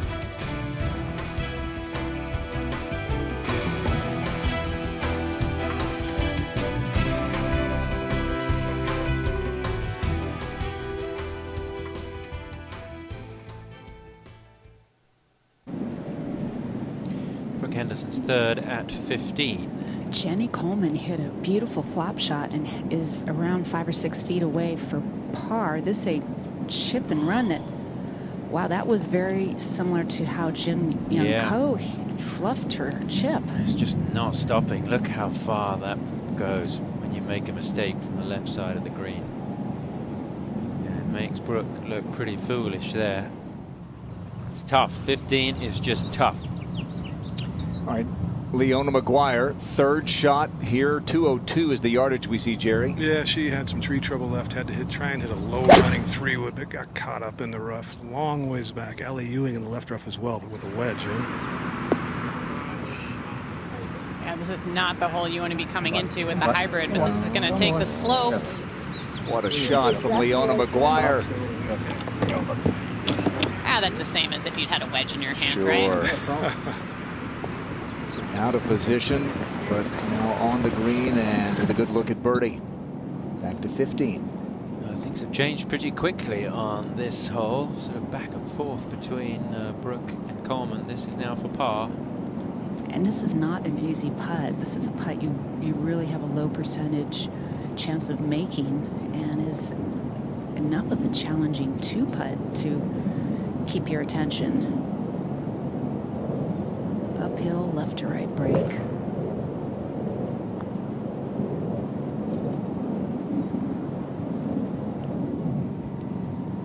That's not guaranteed to be a 5. We'll get back over to the 16th. This is what Ali Ewing is facing. 115 yards, has to feel like she needs to put one close, make birdie, maybe just to extend the match. Side hill lie in the rough, not easy. Yeah, that was a... That's a great line. Yeah? Yep. Tell me your hit number. 100. Yep. That was a really clutch shot in there from Leona to put some pressure here on Ali. We always talk about, you know, in match play, first one to play can have the advantage. This a gap wedge. A little bit of a bad break for Ali though on that second shot. Had a big clump of mud right where impact was to be made from the fairway. This hoping to catch some slope here. It needs to. And it might. Different clubs, similar results. Mcguire could close out the match right here. They'll both have birdie putts. Ewing was 2 up through 8. But now 2 down. 15. And this is Jenny Coleman to take a lead in the match. This is the moment to go. Good try. Coleman has not led the match, and she had a chance to go 1 up on the great Brooke Henderson there. Still, Brooke has to make this to remain all square. I think considering where Brooke drove it, she'd be happy to walk off this hole with a tie. Yeah, both players on this hole, Kay, have made a little bit of a mess, made it a little more challenging than they needed to. And like you described earlier, there's a variety of ways the whole personality of a match can go. It can be you're both sort of off your game. You could have one person really dominant, the other suffering, and you have a big lopsided win. Or you can have both really playing stellar golf. And you have to put that all beside you. The only thing that matters right now is this putt, holding it to have this hole. Her credentials mean nothing at this point, except to dig down and believe she's made these putts thousands and thousands of times when it mattered. There's another one. So 2 5s in the end, and it was eventful, and the match is tied. Nothing to separate the top and bottom seed in that group. Birdie putts here for Ewing and Mcguire, with Mcguire 2 up, Ewing first to play. Yeah, first to putt. Has to feel like a must make. Going to be turning a little left. I think, like Morgan said earlier, she's already conceded Leona's putt in her mind. Yeah, you don't want to give Leona the opportunity to win the match on this hole. You like to drag it out as long as you can. Always still want to have hope.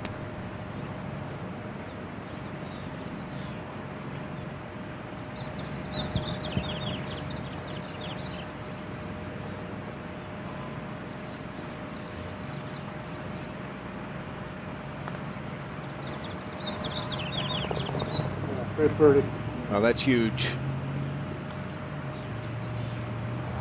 Sigh of relief.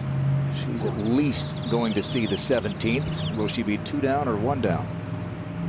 Leona for birdie to match. The beauty of match play. Yep. I mean, there's no logical reason, but as a player, you just know it's just that much tougher once the opponent has already made it. The euphemism is it shrinks up the hole. It sure seems like it, Morgan. Yeah, absolutely. I mean, Leona was thinking, I might have this putt to win the match. And here, you know, to avoid going only 1 up with 2 to play, give Ali some hope.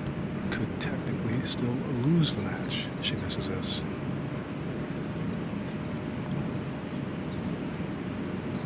Wow. Ewing closes the deficit from 2 down to 1 down. Mcguire was closer, But Ewing made the putt as they make their way, Morgan, to the 17th. Oh, I mean, look at that view. It is so spectacular. You stand about 10 yards from the tee downhill to the green.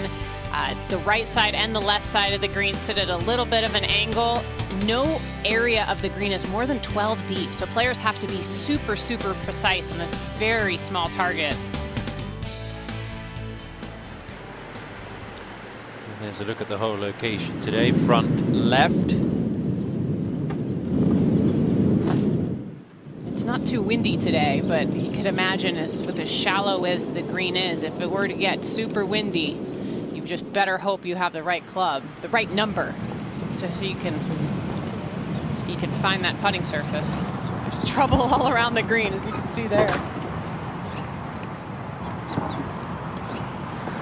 The unfortunate part, Morgan, is there's not a breath of wind. Get a little wind swirling around on this shot. Oh my. And plus there's some pretty big trees around the tee there, as you can see. It'd be tough to judge exactly where it's coming from. Pretty sure they're not indigenous to the area.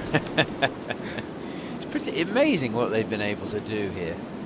Just created this little sanctuary in North Las Vegas. When it was built in the middle of nowhere, basically. Now as Vegas has grown, it's kind of become part of town. Yes, homes all over the landscape in this part of the world, but not here in Shadow Creek. I think there are only 2 homes inside the gates that I've seen.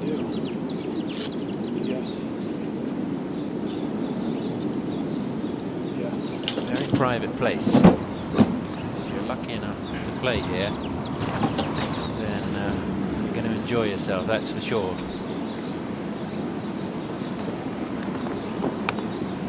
Under 49 is the yardage, plays 9 yards downhill. It's a 9 iron, there's a signal.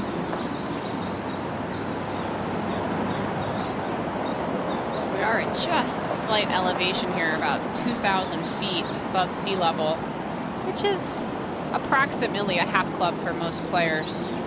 Pretty close to zero humidity.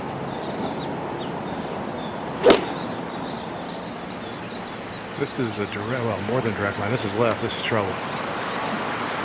Splash there? Yeah. And that didn't cross anywhere near up there. That's a big miss at that stage in the match for Allie after that great birdie to get back to 1 down. Huge advantage here for Leona Mcguire to close this one out. I would expect her to aim well right of this whole location. Yeah, her line may have just changed slightly. Slightly? Yeah, by about 20 yards. It's no easy 2-putt from the right side of this green, but there's no need to take on the left side of the hole now. Yeah, it's going to be very difficult for Allie just to make 4 now. She's going to re-tee it.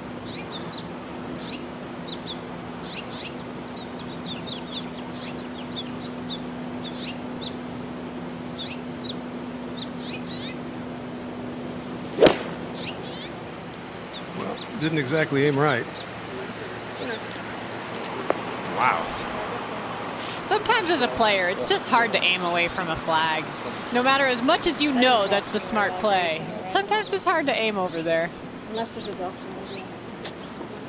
And now Allie's going to play her 3rd from the tee. She's looking down where it last crossed the margin of the penalty area. There's not a lot of good ground down there, is there? Not for playing golf. No. Grazing, perhaps.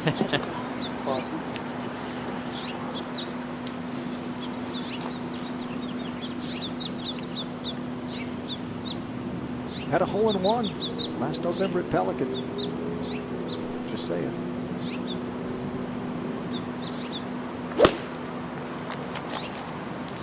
This is left of the hole as well, which should catch grass. Oh, yeah.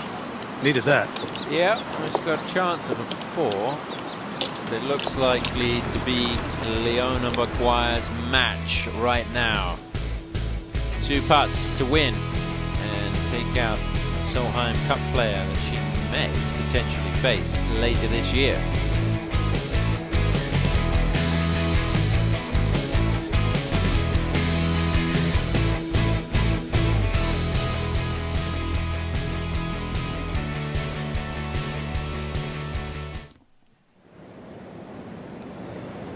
15th hole, and players struggling here again. This is par.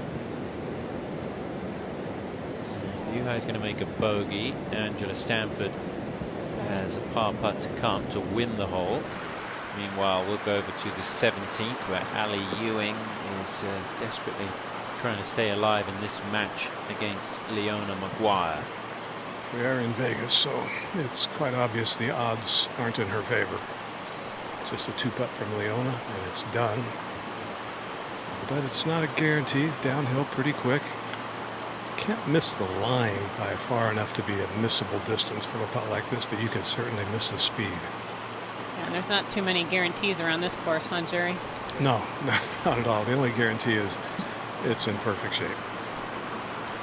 Well, Leona won the women's amateur match play over in the UK. She also played 3 Curtis Cups and has had a lot of experience in match play. And I think over in Europe, players play a lot more match play growing up in team competition for their country, for their county, for their school even. And it's something that they really relish playing. Whereas if you look at someone like Jin Young Ko earlier today, evidently very uncomfortable, didn't play a lot of match play as a youngster. And I think this event will be something that Leona Mcguire will really look forward to.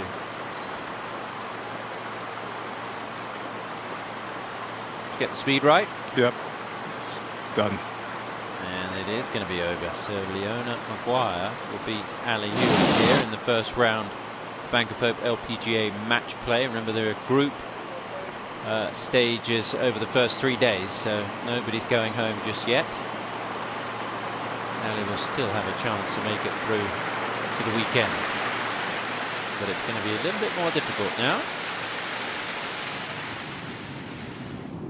Go to 16.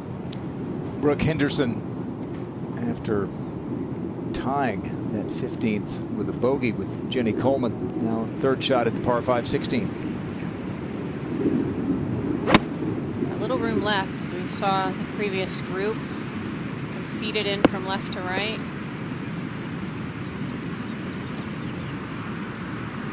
A little deep on that one. A little too much club there.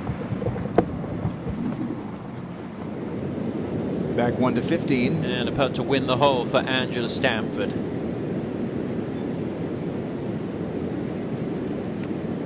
Oh, there is some movement there, and she just didn't have the conviction that she was going to start it on that line. That putt's conceded. They'll both make bogey, and Stanford will remain 1 up.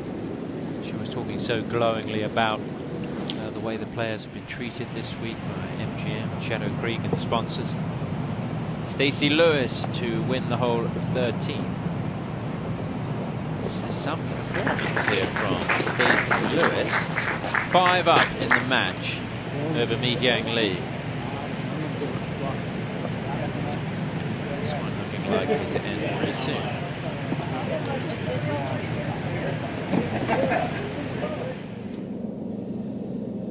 Paddy Tabatanakit and Sarah Kemp, the other 2 players in Group 7. And Sarah Kemp is 2 up, as Morgan mentioned, coming off a nice week last week at the Pure Silk Championship, where she had a chance to win over the weekend. Wasn't able to get it done, but I think her game is in very good shape. And Stacey Lewis played well in the early stages last week at Kingsmill.